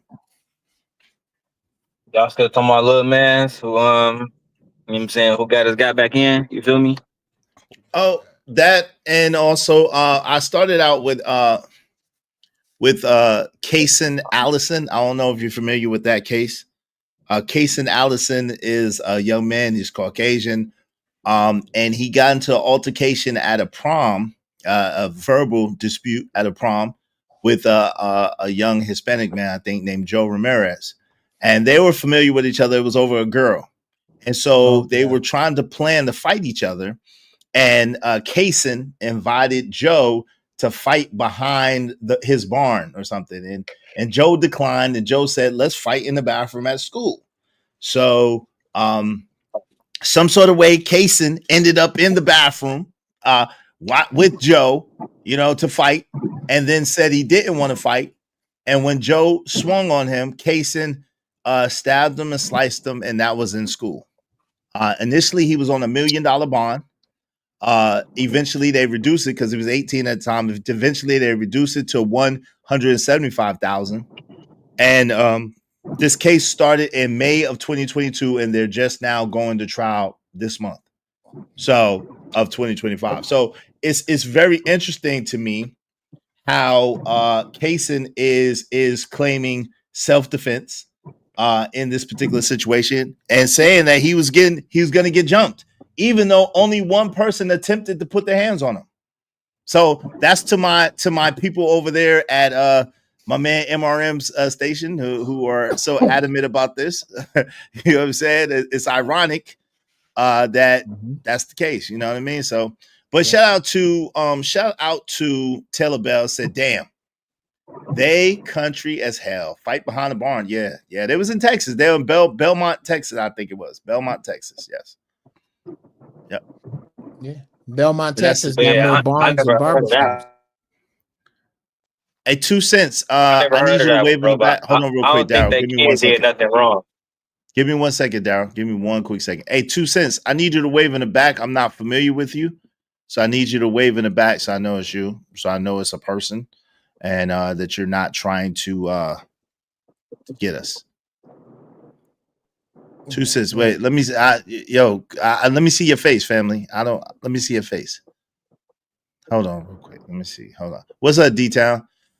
Give me 1 second, y'all. Bear with me. Go ahead, Daryl. You got it.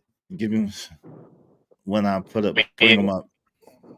I just feel like, bro, he ain't do nothing wrong. The conversation should be over with. Like, he shouldn't even have to pay no bond to get out that joint. Feel that was straight self-defense. Anybody say anything else? There's really no logic. I haven't been listening to you guys. I'm heading back to Chicago from Detroit. You know what I'm saying? So I've been on the road all day, just take care of business and shit. But I don't think it's any valid argument that this kid did anything wrong. Especially, I heard you say something about premeditated, or maybe you was defending that point. But it's no logical I don't think it was argument. premeditated. Yeah, I don't think it's premeditated. Give me 1 second. 2 cents. How you doing, man? How's it going? I'm good. I've been listening to the show. I was just gonna chime in a little bit later. Okay, you're more than welcome to chime in. Listen, the only thing we have is an F-bomb rule. If you say F-bombs, you have to pay $5 either through the Cash App or to the Super Chat immediately. Otherwise, you will get dropped. All right? Okay, that's understandable. Yes, sir. So what's up, D-Town? What say you, man? D-Town. We can't hear you. Icy says is Belton Texas near military base Fort Hood. Okay. Shout out to that. Anybody? Okay, I can step up now. I'm already go ahead, family. Go ahead. Okay, yeah. But to be honest with you, man, probably most of the people, I don't know anybody on the panel personally. I'm like, they probably not in Texas or lived in Texas long enough to know how things go. They do got some funny laws and how things go. It kind of surprised me because I'm from the East Coast, born and raised. So it's a little different. So when they're talking about it, you can Google it yourself. Just ask your Alexa or Google, hey, can you carry a pocket knife as a teenager? It'll say yes. We don't have an age restriction on carrying knives. Number two, you have to understand, this is not a school. This is a stadium. It's a difference. Like if I commit a crime at a school, I'm selling some type of drugs or something. I'm gonna get a stiff penalty by a school. I'm not gonna get a penalty by by a stadium. So it's different laws and stuff that's going on right there. So you can carry a pocket knife. So I don't know why do you have a knife at school? You don't know what that boy he does and why he uses a knife. This is not Yellow Beezy or somebody. I don't know what y'all think this is. That boy stay in Frisco, Texas. You can't just pull up in there. Frisco and Plano. I don't stay there. 2 seconds. Give me 1 second. Just let me ask you a question. I apologize. Kind of how I do. And I apologize if I interrupted your thought process. What I wanted to ask you real quick was, does that cover? Are you saying that covers school events? Because wouldn't a track and field event be a school event? Because the school suspended him or expelled him, whatever the case may be. It's expelled because he's about to graduate. So the school expelled him already. So it's a district complex. It's a district sports complex. Here's how that go. I can explain it to you. Yeah, here's how that go. If I throw a party and all the kids around the community and stuff, it was a school event for kids, don't make it a school. It still doesn't make it a school. And that's what the problem people's getting hung up on. It's still a stadium. They throw events and different type of things at there. However, the school uses it, but you can't turn it into a school because it falls under different jurisdiction and different laws. Hold on real quick. Are you sure about that? Because there are a lot of people who are disagreeing with that particular sentiment about it being a school event. And so as a school event, that is connected to the school. Even when I was in school a long time ago, that was the case. Anything like for instance, they used to have, I don't know if they had it when you were younger, right? They used to have these dances, right? And these dances would include all the high schools in the area, right? And it wasn't at no particular high school gym. It was in the I think it was the state civic center or something like that, right? Okay. And so, but if you did anything on those grounds while you were at that event, then you would be reprimanded by your school because it was covered under a school event. Yeah, And that was even when exactly. I was in school. Yeah, exactly. See, what you're confusing is policy and law. Don't confuse policy and law. Then that's a policy of the school, but that's not the law. Because you couldn't lock me up at the civic center and for the same the drug charge out at the civic center that you could if I was by the school and at your schoolhouse and I got caught selling drugs. It's law and policy. That's two different things. Can I get in there? Yeah, go ahead, Drip, because you stay in Texas too, don't you? Born and raised, bro. Played ball all my life, bro. If you go to a district sportsplex, no weapons, bro. No matter what you do, if you do anything on there, unless you're a grown-up, you will be reprimanded at your school. That is a fact. Any team fights, anything. When you go back to school Monday, you will be suspended. And but what he's saying is that doesn't mean that it's legally. He's saying that yes, that's true. But what he's saying is that doesn't mean that it's legally. He's saying that it doesn't supersede the law. Meaning, like, yo, you could get suspended or expelled by the school, but that doesn't make it illegal for you to have a pocket knife on you. I don't know if that's the case, but that's what he's saying. So that's what I want to understand. Right, and that's what I was going to say. As being a track athlete, we all know that there's things that we can't do or we shouldn't do. We all know, no matter where we at, if we at a national meet, the state track meet, if we at going to a Big 12 or visiting another place, it does not matter. When you are representing your high school, they say if you get in a fight, if you do this, you are instantly, not only are you kicked off the team, but it's a possibility that you will be expelled just for fighting. Right. Now. They saying that right there, like he just explained, that's up to policy. Because I mean, I play ball too. It's all kind of times where we broke out on the court a little bit, threw some hands a little bit, got out. Oh, you suspended for 2 games, Ty, and he got suspended for 2 games too. The dude that you fought with. But then the school could also made a discretion, say you knew that as an athlete, we said that there's to be no fighting. They could have expelled me for that, right? But they didn't. It's all up to the school's discretion. Now, with people saying he should not have brought a knife to that place, well, then I would ask. If you were to ask everybody that was in that state and raise your hand if you got a knife on you, I'm pretty sure in Texas, a lot of hands probably would have went up.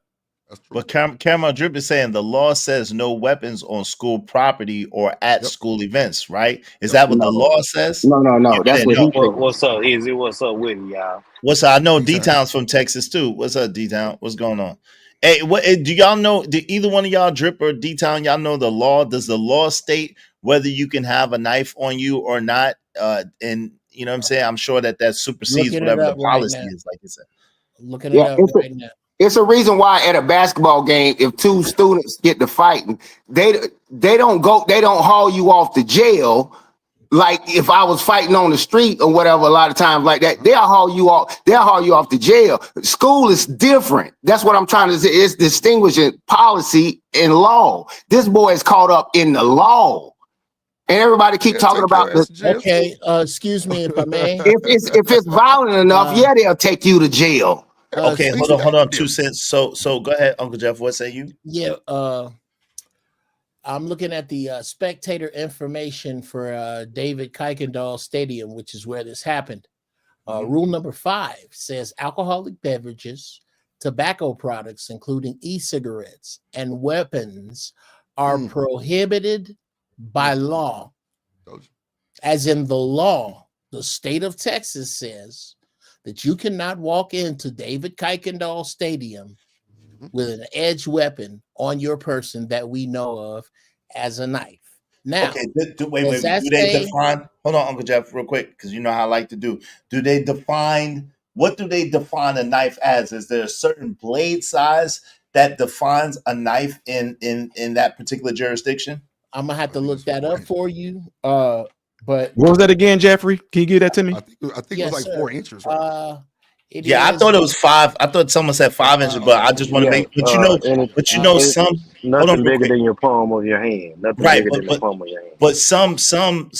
If he says any, hold on, real quick. Some state anything that could be considered as a weapon, and it don't matter the blade size. That's why I wanted Uncle Jeff to look that up for us and let us know. That's a if Well, you don't mind. there's the link that I just read that from in the back chat. It's 5.5. Yeah, but yeah, I understand what you're saying. That's what I'm saying. Like So anytime you we'll go ahead. The point still that brother 2 Cents was making still remains. If you ask those people in that stadium to raise their hand if they had what the state of Texas would consider a knife, it's a bunch of people out that's breaking that law right in that room because of the customs of those people. They give you sweet tea and pocket knives right at the goddamn gas station.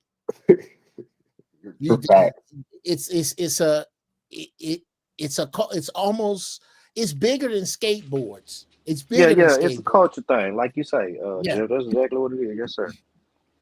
What I was saying earlier, like no weapons allowed. Your ass is going to jail. You probably, you're exactly right. I don't think that you're supposed to. You probably, no parent or nobody, they probably don't want any knives. I want the boy to get charged just like anybody else. If you had something that it was illegal, charge me for having it. Like I walked in the gate and you patted me down and charged me for the knife that way. You know what I'm saying? But because he could have picked up a pole and hit the boy in the head and killed him. You know what I'm saying? Delete. Right. But charge him for wrongfully having a knife. He ain't the first person to wrongfully have a knife. Mm-hmm. But now you got a deceased human now. That this I mean, you can't get around the fact that he clipped this white boy. You can't. So let me ask y'all this about this one, because just like my boy, what's MTR? What's his name, my boy? He just said about MRM, Modern Renaissance. Oh, MRM, yeah, MRM. What's up with it, brother? And everybody on the panel, man. How y'all doing, bro? What's going on? All right now.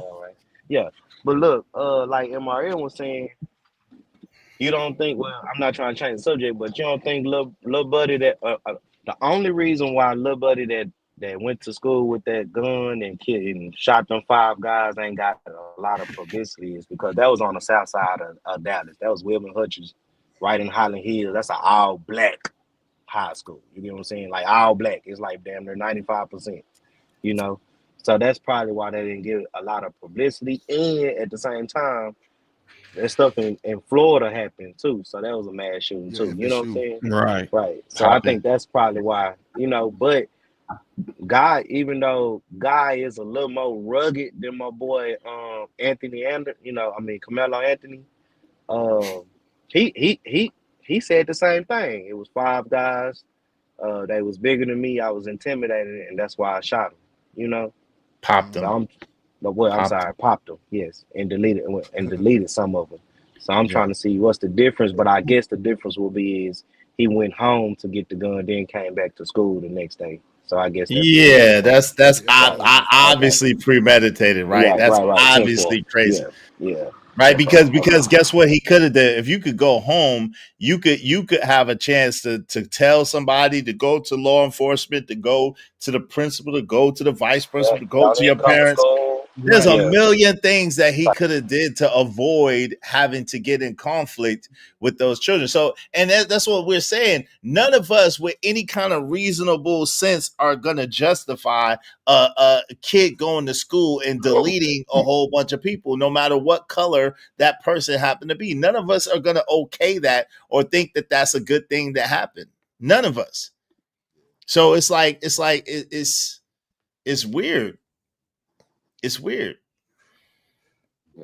They keep saying it's not about race. Yeah, for me, I don't care. Even if it was 2 black kids or 2 white kids, I still know right from wrong. Now, however, like my man MRM said earlier, see, I wouldn't mess with him too hard on it because he'll tell you. He said, I don't give a F. I mean, I don't think he said the F word, but he said, I don't really care about it. So I have to leave him alone about it. When he was talking about the black stuff or whatever, we're about uniting and trying to keep things together like other races do. they will tend to stick together on, you know, they're not going to try to bash. You don't see Asian bashing a lot of their people or Mexicans and stuff. But what you won't see happen, you know, that with the cases y'all were just talking about, I'm not in Mr. Rodriguez's room in his podcast talking about nothing and how they should raise their kids and this. I'm not doing that. They are in our space. They are in our spaces and talking and discussing about what we're doing, what we ain't doing, and we let them get away with it. And it be some people that don't care, and it's okay if you don't care, that's fine. But it's some people that do care. Yeah, understood. Yo, so Nuxa said it sounds like Austin was a law and order kind of guy. He saw the other boy was breaking the rules, and that's what he focused on, not the other boy's comfort. Well, guess what? By all accounts, at a track meet, it is not uncommon, nor is it unheard of, for everybody to be under everybody's tents, especially when it's inclement weather. That's not unheard of, nor is it uncommon at all. That's a common right. That's a common occurrence. That's a common thing that happens. So there was no need for law and order in that particular instance. He should have kept his hands to himself. He didn't have a right to impede or encroach upon anybody. He didn't own the tent. He didn't own the stadium. He didn't own the bleachers. He didn't have no children there. He should have kept his hands to himself. Period. Izzy, shout out to Uncle Jeff for bringing that up. And Uncle Jeff, when you said that about the weapon, it says right there, like you said, it says alcoholic beverages, tobacco products, including e-cigarettes, and weapons are prohibited by law. Now check this out. I just looked this up. What size did they say that blade was? 3 inches. That's why I was asking. This says a knife blade less than 5.5 inches is not considered a weapon in Texas. Right, it's considered a tool. So now it's like, see, them just saying so much stuff to this man. Like, right, that's why I asked that. That's exactly why I asked that. The whole show, like, it's not even considered a weapon.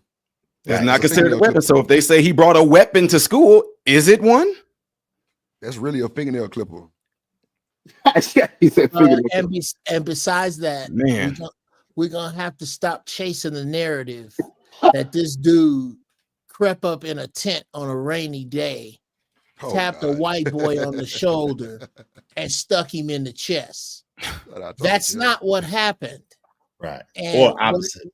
And thank you. And what really I need to ask why, in the face of what has happened to us in courtrooms, other than maybe OJ, can somebody tell me somebody else black that wasn't rich that went to court and it looked bad for them and it didn't go bad for them? Give me 1 second. Hey, Imperius, I'm gonna give you one chance and one chance only. Imperius, are you there? Yeah, I'm not even cussing. I'm flabbergasted by the legal analysis. Hold on. We could. I know you're a lawyer. We could talk about it and we can get an understanding. I'm willing to do that. If you say one racial epithet, you're out of here. Okay. Oh, I don't have to go racial. I can do the homosexual epithets and stuff. No. Listen, let's just have a conversation. Okay. That's fine. That's fine. Epithets, okay? I'm telling you right now. Yeah, that's fine. That's fine. Hold on, Uncle Jeff. Yes, hold on, Uncle Jeff. Hold on real quick. Yes, Uncle Jeff. Can you do me a favor? What might that be? I'm gonna hang out for a little bit. Yes, sir. If Imperius get out of line before you throw him out, can me and him have a little bit in the middle of the floor? It depends. I might need a couple of dollars for that because people are gonna say you let that white boy sing whatever. That's and right. It's gonna be problematic. I tell you what, this depends. Ladies and gentlemen, this depends upon how Iz want to make his bread. But please understand, in case of racial emergency, break glass. Your Uncle Jeff is behind that goddamn glass. I goddamn dare you. No, don't dare. Hold on, don't dare him. Let him talk. Okay, look. Yeah, I'm not cussing. I guess the preamble question would be, I mean, regarding this issue, why is it that like anyone, I could never be insulted or irritated enough to quiet somebody saying any insult to me? I mean, you could say kill my mom, you could say do it. Well, I don't care. Okay. No, I didn't. I'm just talking. I'd like to answer that. I'd like but to. But like, I can say one word and have everyone in an uproar. I just don't understand. No, you can't. I'd like to, gentlemen. The man has a question. I'd like to answer it. Have fix it forever. If you're at all confused about this, Imperious, I direct you to A, either the History Channel, B, the movie 13th, C, the movie Amistad, D, the movie 12 Years a Slave, E, the movie Malcolm X. And I'll stop there because I'm high and I'd have to Google other movies to look smart. Shout out to the I would just respond to you would respond when I'm finished. My problem with your question is that it's willfully obtuse. No, it's not. I would give you the no, it's not. I'm not done, sir. But you're babbling. I get 2 seconds and you're rambling. Imperious, one mic. Let him finish. No, Uncle Jeff, you got 1 minute. Okay, you got 1 minute, and then let him go. I need to ramble for another 60 seconds. Go ahead. If you are a lawyer in America and you don't understand why black people are sensitive to what white people say, then you are either willfully obtuse or you are a horrible lawyer. There is no way on American soil that could be unclear to you unless you ignore it. I'll leave it there. All right, go ahead. Yeah, that's a ton of presuppositions. One, you presuppositioning that slavery is wrong. Why? Why do that's like an assumption that it's wrong. Why? Like we're just assuming slavery is wrong. Why? Where's that moral? Can I wait? Hold on, Imperious. Wait 1 second. Now you're asking him a question. No, I'm not. I'm asking. I'm asking a redundant question that is pointing out the fact that there is no logical basis for what he's saying other than, okay, go ahead. I don't like how it feels for me, so therefore it must be wrong. I haven't even. Okay, forget it. No, they can't. I was on your show before. They can't, dude. Hold on. They can't. Hold on real quick, Imperious. Hold on real quick. Hold on. Give me a second. Because they already ushering you out. 1 second. Imperious. This is the thing. It's terrifying. They must be terrified of me. Hold on real quick. Hold on, Uncle Jeff, hold on real quick. The thing is that you, like, if you ask a question and you're not saying that it's a rhetorical question, then he's gonna want to give a response. So you got someone bring Imperious back. I just want 10 seconds. I want to ask this. What is your moral epistemology to determine that slavery is wrong? Okay, cool. So listen. So someone, shout out to Vixen Forever. She gave you 15 minutes in the box. Yeah. If someone pays $25, they could bring Imperious back, and you know what I'm saying, and let him cook. So we have a bounty system over here. They got him. Izzy, can you explain that to my? Can you explain that to my subscribers that's watching right now? They don't know about this system. Can you break that down for them? Okay, so we have a bounty over here. The bounty is. Let me put it up on the screen. Okay, we have a bounty over here. When there's people up here that are saying things that you all don't like, that you all are not happy with, you can support through the Cash App, which is $IsShowBands, or you can support through the Super Chat over on my channel. Right, it's $20 to get them all for 15 minutes, $50 for 30 minutes, $150 for 2 hours, and $500 for good until or unless someone pays the same amount to bring them back. Thank you very much, Vixen Forever. I appreciate you. All right. So now he agreed. Now he could be harsh sometimes, but he agreed not to use any racial epithets. I don't have a problem with him having a difference of opinion as long as he doesn't use any racial epithets. I don't mind him having a difference of opinion. Right. We can have the conversation. At the same time, if y'all want to bring him back to have the conversation, it's just $25. Appreciate it. How do you have it's my first time on the show, but how do y'all have a conversation with a guy? You don't even have a baseline with 2 + 2 is 4. He's on 2 + 2 is 5. You can't even have a legit conversation with this guy already. I was like, what is he talking about? I'm watching, reading the comments and stuff, but I already know. But let me say this little bit about this track meet stuff real quick, and I'm gonna slide to the left. But now it's some guys in here good that they in Texas. Now at a track meet, understand this: when you see those tents, the tents are normally positioned around the field. Now you can move them and take them out the ground, move them around. Of course, the schools bring them out. The schools have tents that are funded by the school, the district, or whatever, the ISD, whatever. They once you go into the stands, that's fans. You can't. There's no assigned seats like certain like NFL game or NBA game. That's not assigned seats. Now, however, during inclement weather, everybody's just trying to get off and get away. And then second, where are all the coaches and the people like that and parents? It must have been raining pretty hard for a period of time, and everybody just retreated. Yeah, that's what they said. That's what they said too. They said it was raining very hard at that moment in time. Yeah, I said, think about this, and this is my thing right here. That somebody can take it and spin it. I said, but okay, they had their logo on top of that tent. He had no authorization. First of all, he wasn't even participating in the track meet. He was just a fan, just like everybody else. He was in the stands. These are two football players. Imagine if I take the school logo and go put it on the bathroom, the public bathroom, and put it on there and say, you can't use this bathroom. I'm like, yeah, you can't use it. And that's essentially what they done.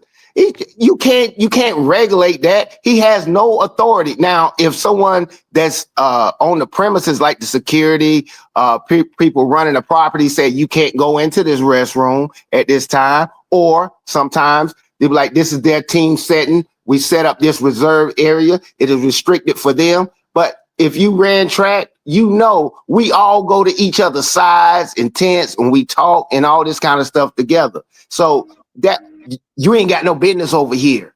That's bull crap. They tried to bully this boy, and they upped the ante when it was two people. That's what I'm talking about. It's scary to fight two people. They don't play down here in Texas, man. They'll threaten you with their mouth. You won't make it out of here alive. They not playing when they talking about they'll kill you and drag you. Delete. I mean, yeah. They will do some bad things to you, and they actually will make good on it. It's only 8% of black people down there. Y'all got to understand that 50% white, 35% Asian. He don't have a lot of backing in that area. He ain't got a lot of stuff. You mean Hispanic, right? You said Asian. You meant Hispanic. No, it's not. No, Asian. Look it up. It's Asian. You ain't never seen that many Asians in the area. It's where are the Hispanics at? I thought Texas was largely Hispanic. No, he's talking about Frisco. Y'all don't know the area. Yeah. Frisco, Plano, bro. These places are like way different from places in the United States. I ain't never seen so many Asians together. I'm talking about 35% of the population is Asian. It might have a few come out here to Garden Grove. No. I'm talking about Frisco, Plano. Ask anybody that stay in Texas around that area about Plano and Frisco, and they'll let you know off the bat. Do not play. Okay. Oh, sure. I know some people over there. I know some Wait, Joyce, Jamie, who said anything about slavery? Who said anything about slavery? I think they're talking about Imperius. Imperius did. Imperius. The white man said something about slavery. Okay. He asked a very valid, very shut downable question that we didn't get into, and I apologize for the interruption, having him have to leave, because what needs to happen, and real talk, is I would love to do it here on your show. Let's draw a crowd. I know you listening, white boy. He's in the back. Let's draw a crowd. Let's pick a time when everybody can watch me stomp your ears together. Let's whenever you're ready. Give me 1 second. We might be able to do that now. I might suspend the bounty for him after he come back. I might suspend the bounty. Yo, no racial nothing. We could talk no racial nothing. Shout out to Trendy Locks. When I ran track, we went under any other team's tent and never had any problems, but DMV is so diverse. Shout out to that. Shout out to all the track stars out there. You know what I'm saying? Let me go ahead and remove this for right now. Okay. A Vixen Forever said, "Here comes this weirdo." She don't like. Shout out to Ski Mask Citizen. Trucker Yell's in the building. Shit! I came back right on time. y'all are terrible. Shout out to my guy Trucker Yell. Camera Drip said, "I was told not to stop my car in those areas at night." Izzy Vance, wow. Bishop J. Jermaine said, "No, there are signs that tell you cannot bring weapons to school. You Negroes know this. This is why we did our dirt after school." Come on, right? But if a 3-inch knife is not considered a weapon, then is he bringing a weapon to school? The answer is no. If something happens on a walking path that is known to be used by students, the school will investigate. Yeah, that's a fact. That's a fact.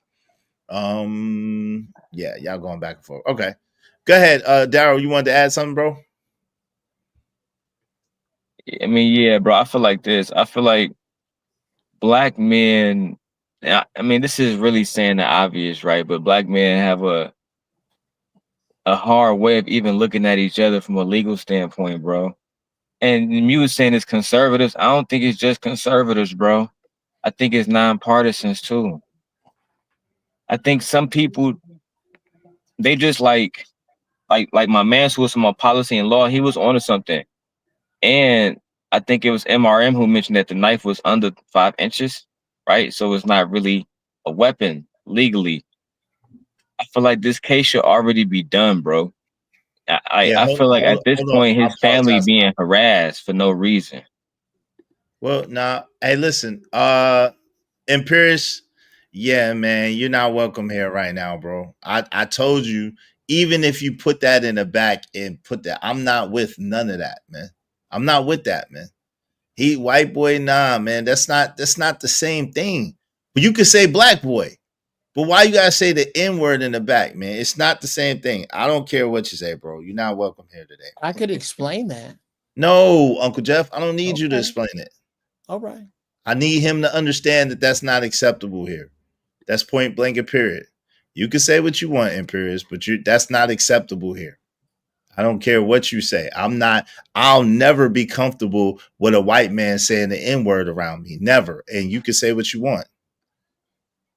I'll never be comfortable with that. Okay? So, yeah, you're not welcome here, bro. That's crazy. Point blank period, bro. Like, that's just what it is. Like, I'm not like that. All right, well, it is what it is. It is what it is. You don't understand, but let me go ahead and help you understand. Let me go ahead and ban you real quick. And we get with you. Ouch. We'll get with you. You tried to make the comparison of being called white boy to the N-word? Yeah. Okay, like that's crazy. Come on, man. That's not even close. That's not even close. Imperious, man. I know you smarter than that, man. Gentlemen, are we really? Because in the words of Lolly in Sugar Hill, could somebody please tell me why we are kissing this boy's ass? We're not. Have we really? Because he typed the word nigga, run from it, and now it's the N-word? Well, it's an AI thing on YouTube. Yes, come on, Uncle Jeff. Yes, you bust out the N-word on YouTube. His channel can be. This particular video can be demonetized, especially with him saying it. Yes, especially with him saying, or me referring to him saying it. Okay. Yeah, and if he say it, then they can take Izzy's whole video and not put it back up no more. So this is all in my channel. Yes, okay, in my channel. Gentlemen, forgive me. Know what he's doing. No, I didn't. Because for as long as I can remember, that word has been tossed around everywhere with impunity. Everywhere. We have complained about how there are other words you can't say, but you can say that word. So forgive me if YouTube has led the charge in censoring that word. I didn't know about it. Yeah. Is that a shock to anyone else? No, but especially when certain people use it, and that's what I'm saying. Like when if it's considered hate speech, you see what I'm saying? If it's considered hate speech, then it's something that can't be said. Yeah, because like Uncle Jeff, it's crazy how they got their rules, right? So like if I did a YouTube video and I had somebody on as a guest, they got a thing where you can do like a virtual thing with your phone, virtual live. If I bring somebody on my live, we're both doing virtual. If they drop their word, even though it was that person on their channel saying it while we're live streaming, YouTube will punish me for it. Right. I'm like, I didn't say it. I didn't know he was going to say it, but dude dropped it, and YouTube will punish you. They can completely demonetize your video, or they can tell you they can ban you for that person saying it on your channel, although you didn't know that they were going to say it. Some of their rules are ridiculous. Okay. But this is hold on real quick, Uncle Jeff. I want to point out the hypocrisy a lot of your audience has. I think this is your audience. This is craziness. See, y'all are the same people who are outraged that this young man could have the audacity to be in a fight and to fight back, and then someone lose their life, right? But y'all would say, oh, y'all get so upset over a word. It's a sad day when a word aggravates a stranger. Like, y'all got to stop the cap. Y'all are self-righteous, pseudo-intellectual, pseudo-righteous pieces of poop. Point blank and period. Like, at the end of the day, it is disgusting, the insensitivity. Y'all are some of the most want people to be sensitive and save the whales and save the little puppies and the dolphins. But yet and still, when it comes to other human beings, you have no compassion, you have no grace, you have no empathy. And that shit is disgusting. Save McCass. It's tough for me. It's tough for me to be disgusted by it. And I think that's where sometimes I think my points of view are so radical that they are misunderstood. Is that people who think like that don't tell me shit about me. They tell me everything about them. Of course. To a point that the fact that this individual can reduce I guess, wow, I can't even, I refuse to use N-word. I refuse to use that phrase. The fact that we can be reduced, that person can reduce that word to just a word, and an obvious bigot to a stranger, the fact that they can reduce it to that so easily, and so many people feel that way. You're just telling me who you are. You're not pissing me off. I just identify with you. So for the record, anybody watching, go watch in the chat or wherever, understand that it take a whole bunch more than that to rattle me. And that I welcome a debate of any kind with an individual like that. I just wanted him to make his sentences in the declarative, like Iz was trying to get him to do, and then he had a convenient tantrum. But hold on. Hey, James, who he said, I can't rock with people that accept your cash but block your comments even when you're agreeing with their point of view. I don't need to pay anyone to validate my personal opinion. Who are you referring to? I haven't blocked you. Is this, are you imperious? Are you imperious because you didn't give no cash? What do you mean? I'm so confused. James Robinson, who are you speaking of? You're over here on the Izzy Band show. I haven't blocked you. He said AM. Oh, okay. Okay, fair enough. Okay, fair enough. I that's a gripe you're gonna have to take up with him, family, but I got it. I get you. I understand. Hey, shout out to my man, Modern Renaissance, man. He got to be out of here. I understand. Hey, everyone that watched, I appreciate you listening in on this panel that I was a part of. I have husband duties, date night. Catch you later. Shout out to Izzy Bands and panel. Shout out to you, man. Shout out to you. And we understand. We understand fully. Tell the family we said hello. Shout out to Modern Renaissance, man. Yeah, I got you. Let no coons come in between an A or B debate. You the man, MRM. Yeah, shout out to that. I mean, make sure y'all support the show. Everybody hit the like button. Likes are free. Likes don't cost you nothing. We coming up on 7 hours. Ron Mac, what's up, man? What say you, man? How you doing, bro? Man, what's up, fellas? What's up, everybody? What's up, Izzy? Look, I just wanted to come through, just chop it up with y'all real quick before y'all shut everything down, man. Ron Measy. What's up, Uncle Jeff? I see who we got in the building. Drip. What's up, Drip? Drip in the building. DJ Witch Doctor in the building. 2 cents. And my boy, goddamn D Long, man. AKA Simp God. What's up, brothers? What's good, my baby? What's up, Stan Archery? What's going on? What's up, Von Bryant? How you doing, good brother? My brother Von Bryant in the building. Always great to see you, Von Bryant. Go ahead, family. I'm listening to you, Ron Matt. You had a what's her name on the panel just now? White Cat that said the N-word or something? Imperious in the back. He didn't say it. He didn't say it on the panel. He typed it in the back. Oh, his name is Imperious. Yeah, that's Imperious. But I told him before. I warned him. Yeah, I warned him before that we wasn't gonna have any racial epithets. But he took someone said white boy and took it as a. I don't know. Imperious. I hear about Imperious a lot on different panels and stuff like that. He's a different breed. That's all. I can hear him a little bit. Is Ron saying something right now? I can't hear him. He stopped. He stopped talking. Can you hear me? Yeah, I can hear you good, but I couldn't. Ron seemed like he was talking, but I couldn't hear him no more at the end. Oh no! All I was saying was I heard about Imperious once, twice on a couple of panels before, but you know, it is what it is. Did you want to add to the convo? Wait, hold on, real quick, brother. 2 seconds. Ron Matt, did you want to add to the convo, bro? Nah, go ahead, y'all. My bad. I didn't mean to interrupt y'all, fellas. No, you good. 2 cents. Go ahead, fam. Yeah, I was just gonna add this in real quick. Some people, I'm talking about men in particular. You have to walk around with a certain amount of restraint. Some people are just trying to bait you up and get you to knock them out and sue you. I want to sue you. Like celebrities get done a lot of times, but everybody, we not all celebrities.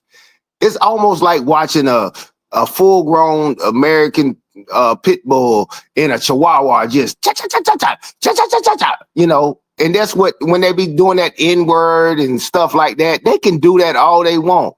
If I really want to hit you or whatever, man, I don't need you to say that.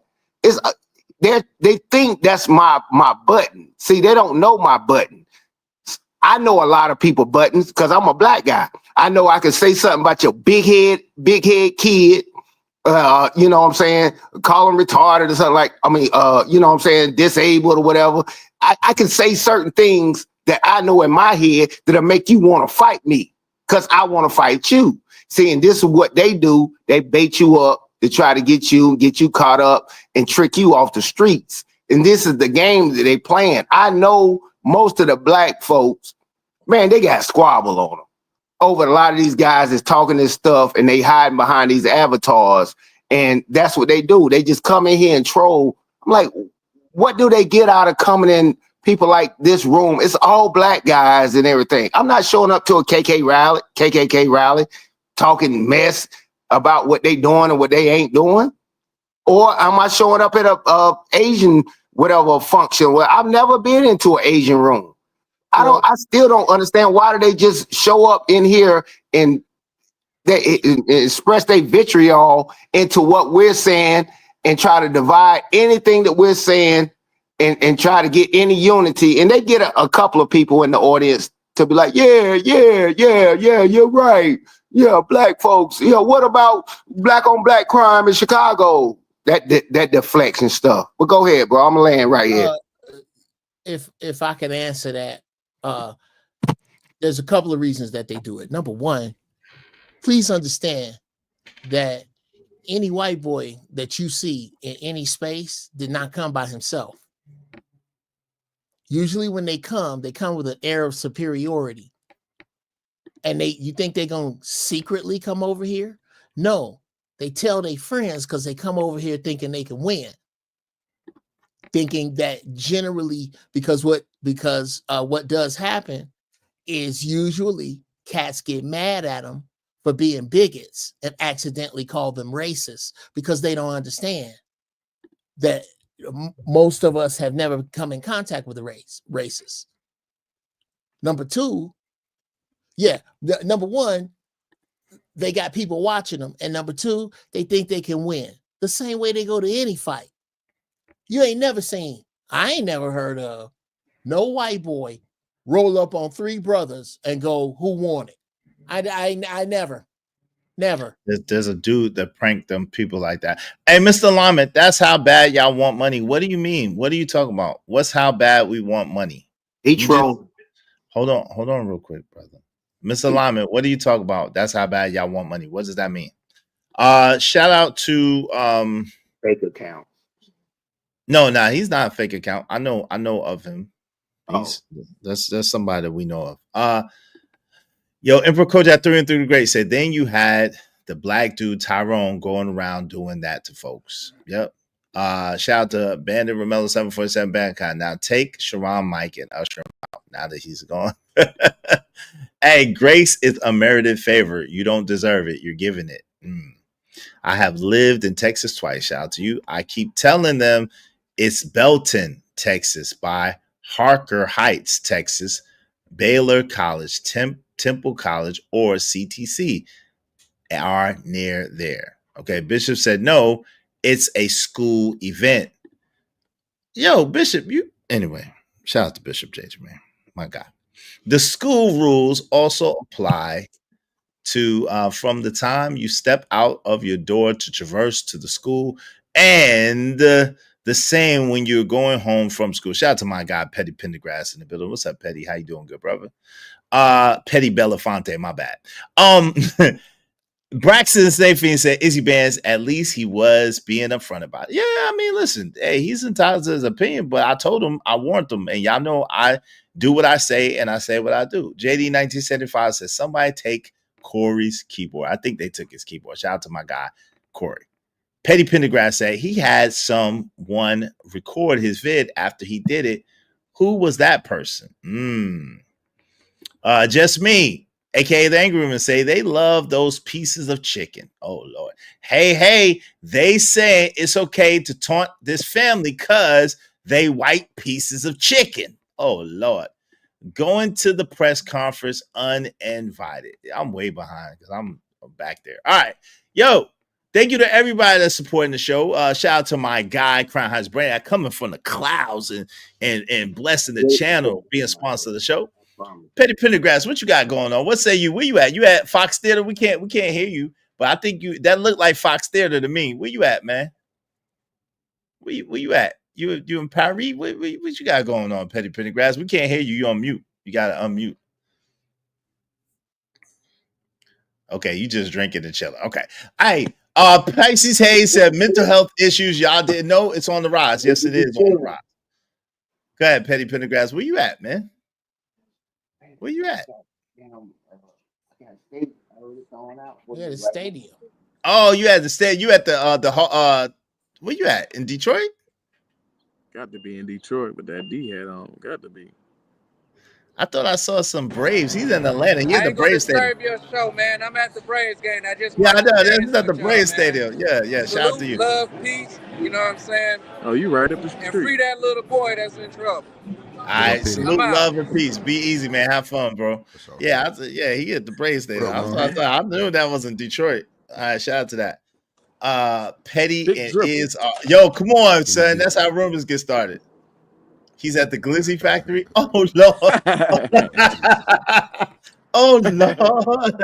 Hey, that's how rumors get started. Y'all need to stop that with that gang activity. I'm too old to be doing gang activity. I ain't starting no gang, so I can't have no gang activity. You passed the mandatory gang banging retirement age. Yeah. I'm past that. What age is that, Jeff? Hey, 18. Right when your knees go back. Not 30.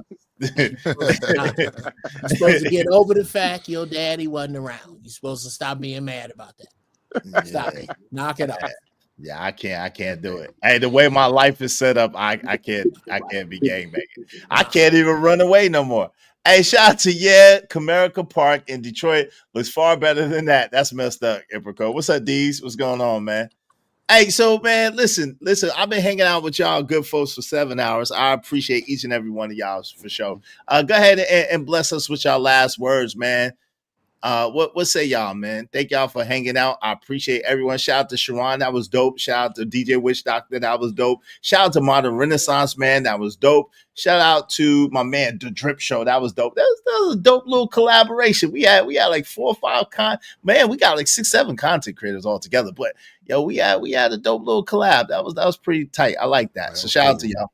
Yeah, that was a cool little thing. And then we all, narratives, dollar, we all chopped it up and talked and spoke, and there ain't nothing too crazy pop off. So that was ill. I like that. And we didn't all see it exactly the same way. You know what I'm saying? But it was solid. Nah, that was cool. Is make sure you hit the like button. Hey, welcome to the Drip Show. Easy. I see you doing your thing. Keep doing it, bro. Keep getting to it. MRM, I went and subbed to him a few days ago. Never heard of the guy, but he's pretty cool with the content. Seen some stuff I've never seen before. Shout out to him, shout out to Demon, getting this shit together. Shout out to Ron Mac, and shout out to everybody, bro. No, that shout out to you. Yeah. Hey, listen, Modern Renaissance Man is the most interesting man in the world, Drip. You're gonna find this out. I'm trying to tell you, he is the most interesting man in the world. Modern Renaissance Man has legitimately done everything. He played like mad instruments. He been like an athlete. He's a genius. He's a genius level intellect. He be making fun and copying people. This nigga is amazing. Shout out to Modern Renaissance Man. When I die and go to heaven, I want to come back and be Modern Renaissance Man. That's how great he is. That's a bold statement. That's how great he is, man. He's a great dude. He has, to the max. He has taken life to the max. So shout out to Modern Renaissance Man. That's my guy. What say you, Mac? What say you, Mac? I just got to tell everybody, man, y'all are all amazing, bro. Y'all own way. Y'all just keep doing what y'all doing. Keep grinding. Keep making whatever you want to make happen. Hey, and look, man, hey, don't never let nobody tell you ain't special. Don't never let nobody tell you ain't special. So y'all just keep doing y'all thing, man. Salute to. Are you still in New York City, or that's your castle? That's your house. Yeah, this is the crib. I'm at home. He had the castle, man. You showing the castle. You back from New York City? You showing that mansion, man? Why you showing the little Mickey mansion looking like an apartment building? I was in That's an apartment builder. Look at it. He's trying to stun on y'all. That man is quick. He trying to slide on y'all real quick. That's Karmelo Anthony house. He's showing the mini mansion on the low. I was like, what is that? An apartment building? Nah, that's that man house. Shout out to my mans in there, Mac. Yeah, I see you, Mac, with that 4-car garage. Shout out to Stan and Audrey. Look, I see you good, Gracie. Keep going. There's more house. You ain't see the grass. Oh yeah, I see the grass. There's more house. There's more house. Jesus, Jiminy Crickets. Oh shit, that's a house. Hey, look, you gotta get roommates, Mac. You better shut it down. People gonna trying to come and live with you, bro. You about to get docked. Hey, Ron. Hey, man. You ever just come out on your porch in just your robe and your drawers and go, you need to keep this goddamn noise down out here, and then just go back in the house? That's the kind of house you got. That's a grown ass man's house. Hey, Ramella, don't disrespect that man. You know you're supposed to ask that man how much is the mortgage, not how much is the rent there. That's terrible, man. Yeah, it's a fly for real. No more, baby. Hey, that's a mortgage. Hey, listen. Hey, listen, you can fit my house in his house and still got room. So shout out to Ron Mac. Shout out Ron Mac. Ron Mac doing his thing. Y'all worried about the house, but I had just got this van though. Okay, that's the work van. You got the work van? Yeah. Did you trade? Don't dox yourself. Hey, Mac, be careful. Don't dox yourself. You showing the license plates, bro. Don't dox yourself, bro. Yeah, we saw the license plate on that little Cadillac. I got cameras. I got cameras at the end of the street, so before they even get to the end of the street, it's gonna be a problem. Boom, boom. Yep. Damn. Angels around me. I hear you, but sneak up on me. Right. What you doing with the van, bro? What you got going on with the van? You got a new van? Look, the puppet shows are going crazy. So what? Yeah, man. Puppet shows? Yeah. Puppet shows? Yeah, for the kids. Watch. You're gonna see the YouTube. It's gonna be cranked up real quick, man. Watch. Okay. Watch. Y'all gonna be like, oh, okay. I see you. Don't be teaching the kids bad habits, though. Teach the kids good stuff. Okay, so Damn. you got to Man, van for your puppet show? I had to change. Yeah, man. I had to change, man, in order That's to be what's better up, at bro. doing this for the kids, for real. That's what's up. Ain't no For problem. real. That's a dope thing. Hey, that's the type of crib Yeah. when you and your chick go on the front balcony and do the nasty on it and done the neighbors like he trying to And stun on dare. y'all for real. He trying to stun on y'all for real. He showing out today. He showing out today. He trying to show all the way out. That's how they do in New York, He man. You know trying to what I show mean? everything. He trying to show all the way out today, man. You acted up, man. You acted up. You gotta get haters, man. You gotta get haters. Right. I showed half that. They was about to go crazy on me. It said he got more money than God. Like what? He showed that truck. I like that truck. Is I can't hold you. That truck lit. I like it. I still got it. Tell him. Like Vander Ramella coming for your crown. Talking about what's the lease payment? What's the lease payment? Why he hating? He don't pay it. He just being funny. He just being funny. Flex on him, Yeah. Mac. Flex on him. If Tell you him, ain't got no, you ain't doing it right. Hey, it said he got more money than Jesus. I'm like, God, dog, like, yo, Hey, he said Ron. all you broke niggas. I said, damn, I ain't saying none of that. Is that an Airbnb? Is that's why niggas was so happy when they thought I was down. They're like, yo, is staying an Airbnb. Ron, Hey, you saw know. how whack, but you see how whack people is when Yeah, they man. You freezing broke up when they up. think you down. Yeah, when they think you down, they try to yeah, they celebrate your downfall. When they think you Ron, down. Ron, you better get out them Yes, white sir. folks stuff before they call the police. Wait, hold on 2 seconds. Go ahead, Uncle Jeff. What you say? Brother Ron. Yes, sir. You're in a way, accidentally, your man is right. You should have a lease payment because Ron Mack should be leasing. And if Ron Mack goes around and shoots 15 seconds in every room in the house, Ron Mack can lease the space to Ron Mack's company, and Ron Mack's company can write it off. Oh yeah, that's the pimp shit. But oh yeah, niggas are so used to elementary math, because they ain't seen nothing but they broke parents, so they don't really understand how to pimp the game. So absolutely, sir. Hopefully you will. Hopefully, whoever said that will be right about you in the next 30 days, that you lease your entire space at for up to 6 months out of the year. You can lease your entire space to your company. All you gotta do is shoot 30 seconds in each, 15 to 30 seconds in each room. Hey, Corey, you need to stop. When's your time coming when you can show your 3 mansions? Corey told my time coming. Bless God. When your time coming when you can show your 3 mansions? You better stop your mess, Corey. You better stop your mess. Corey got them. What's my man name? Corey got them. What's my man name? Tyler Perry mansions. Corey got like 3 Tyler Perry mansions. He doing it like he that. trying to cloud. Yeah, Corey doing it like that. He clouded. Shout out to JD. He said, "I'm still believing in God." God already got you straight, Corey. Don't do that. Don't do that. God already got you right now. Don't do that, Corey. Hey, shout out to Bandit Rebel 747 Bandcon $2. We are filming your YouTube crib at Ron Mack's house. Yeah, him and Corey Love.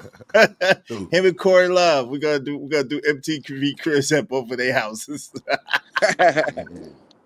Yeah, shout out to that. Shout out to that. It's dope though. I love it. I love it. Yo, Daryl, you got anything? You got last words? Man, y'all be smooth, bro. See, I got like 4 hours on the road, so I'm about to just chill, listen to some Benny, and probably play this show back and just chill. No doubt. Be safe. Yo, out you there. said listen to some Diddy or Biggie? What you said? He said some Benny, I think. Did you say Benny? Who you say? Yeah, you know Griselda records. Yeah, Benny. That's what I thought he was talking about. Benny the Butcher. Okay. That's what I thought he was talking about. I thought he said Diddy. Listen to some No, Diddy. he said Benny, Benny, That's what I thought he said. Shout out to that. Yo, 2 cents. What's up, man? Welcome to the panel. I appreciate you coming up. What's your last words, good brother? Yeah, my last words is whatever y'all did, it worked. because I never heard of y'all, and I ain't know my brother get down up in here.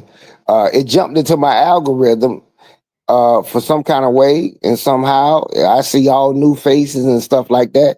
So yeah, y'all keep it up. Yeah, my big brother up in here. Shout out to my big brother up in the building with a wrench. Okay, who's your big brother?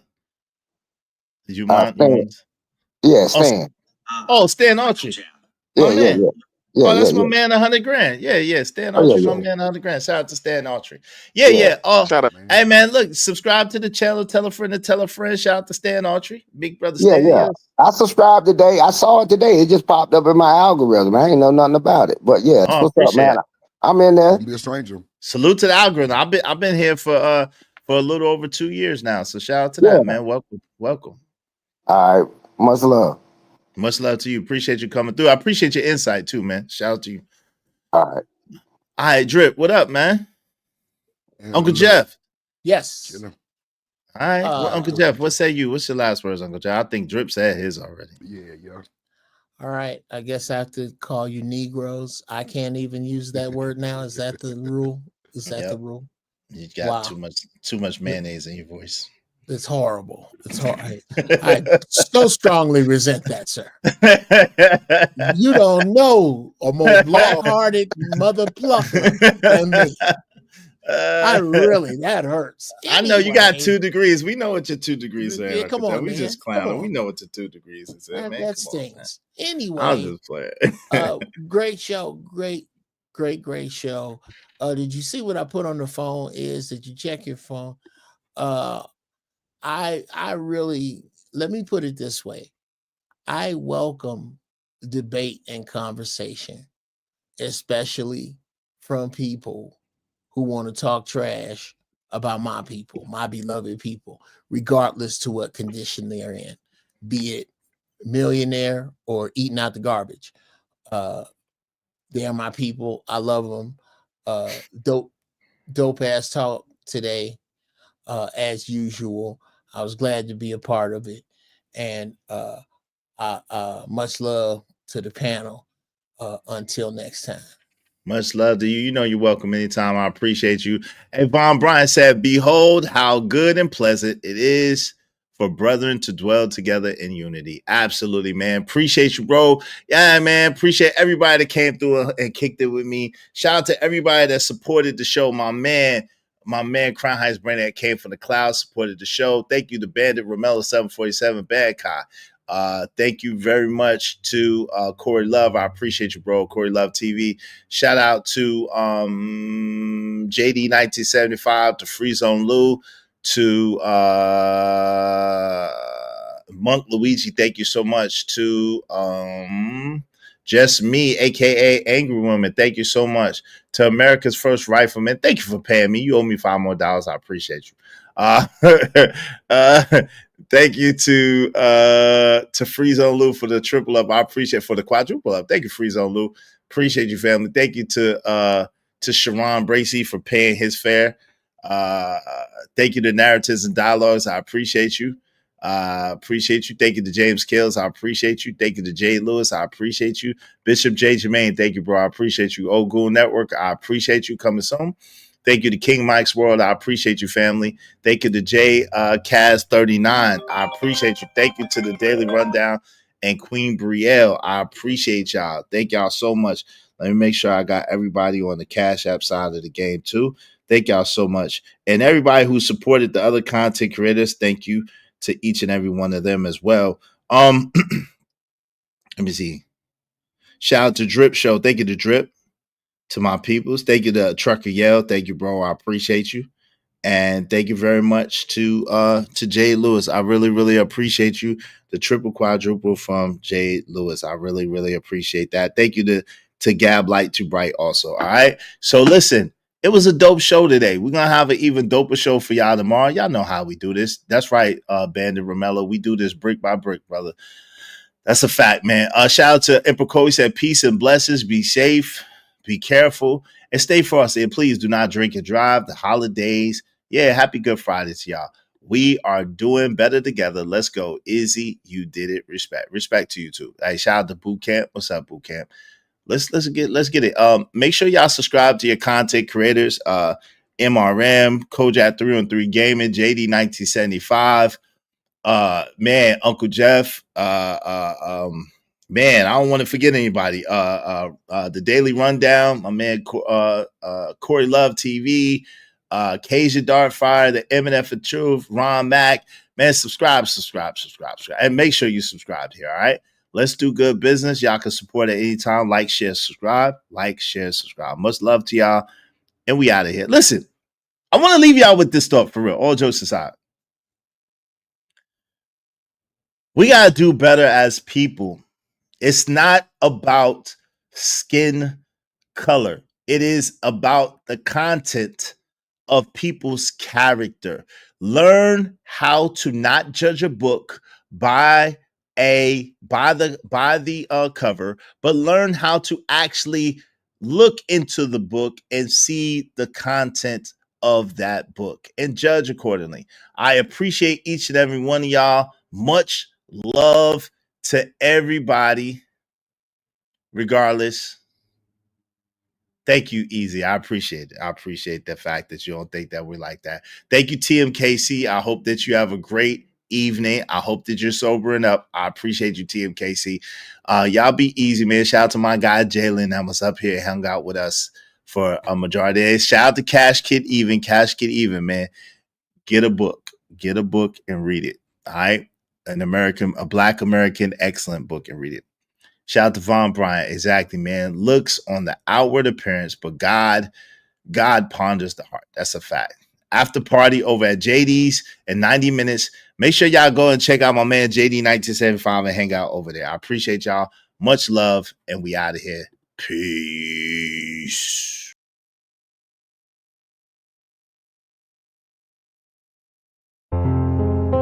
Yo, I'm out, cuz. These conditions are weighing heavy on my mind, man. I need a break from it. Got my bags packed, got my itinerary, I'm gone. I finally had a good dream till shots woke me out of my sleep. In case you're wondering exactly what provoked me to leave, that was the last straw, cause I ain't sleep well for years. Paranoid, heat hell for years. So I gotta move on from this poverty-stricken maze. Rats in a cage, killed for cheese that's strategically placed. Crack holes with dope fiends keep polluting their veins. And my mind is telling me that I'm a part of the blame. How can I proudly wear a chain with shame attached to it? No, I can't take it off. I'm attached to it like the ghetto's pain. I'm like, when did I get that foolish? That question crossed my mind as I watched the ass moving for a piece of change. Till it's back to the block, my Glock rattling shook niggas, I crack them apart. I took vengeance till it blackened my heart. Knowing vengeance is yours, Lord, so please take me out of the dark.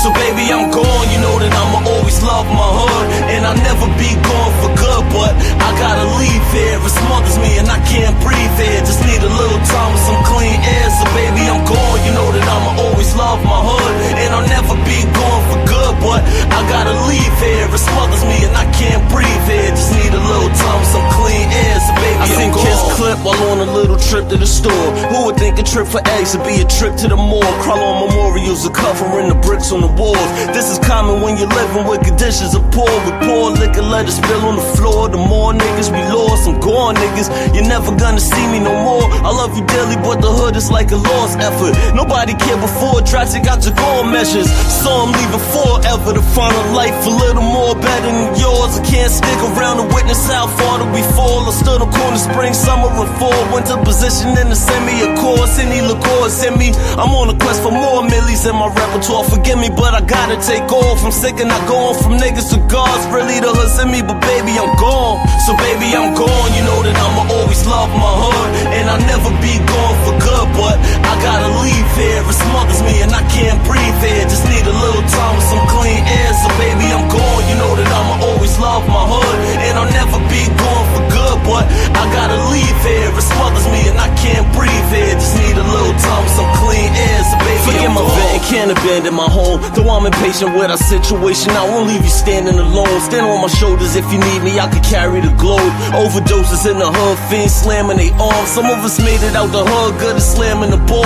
Others stand in front of cams and perform for all y'all who chose abandoning laws to make it. I wore the same shoes on the corner slinging the day shift. So I'm back, needed a vacation from the monotony of poverty blocks I hated. So I'm riding for my G's who play the bench on the daily spit flames until the yellow tape lay his defense. When the boys come, we don't run, we wait for him and say it's defense. Till we're finally arraigned and we're pinched, hanged and lynched with razor blades, marking down the days on the wall. But if the bell comes, baby, I'm gone. So baby, I'm gone. You know that I'ma always love my hood, and I'll never be gone for good. But I gotta leave here, it smothers me and I can't breathe here. Just need a little time with some clean air. So baby,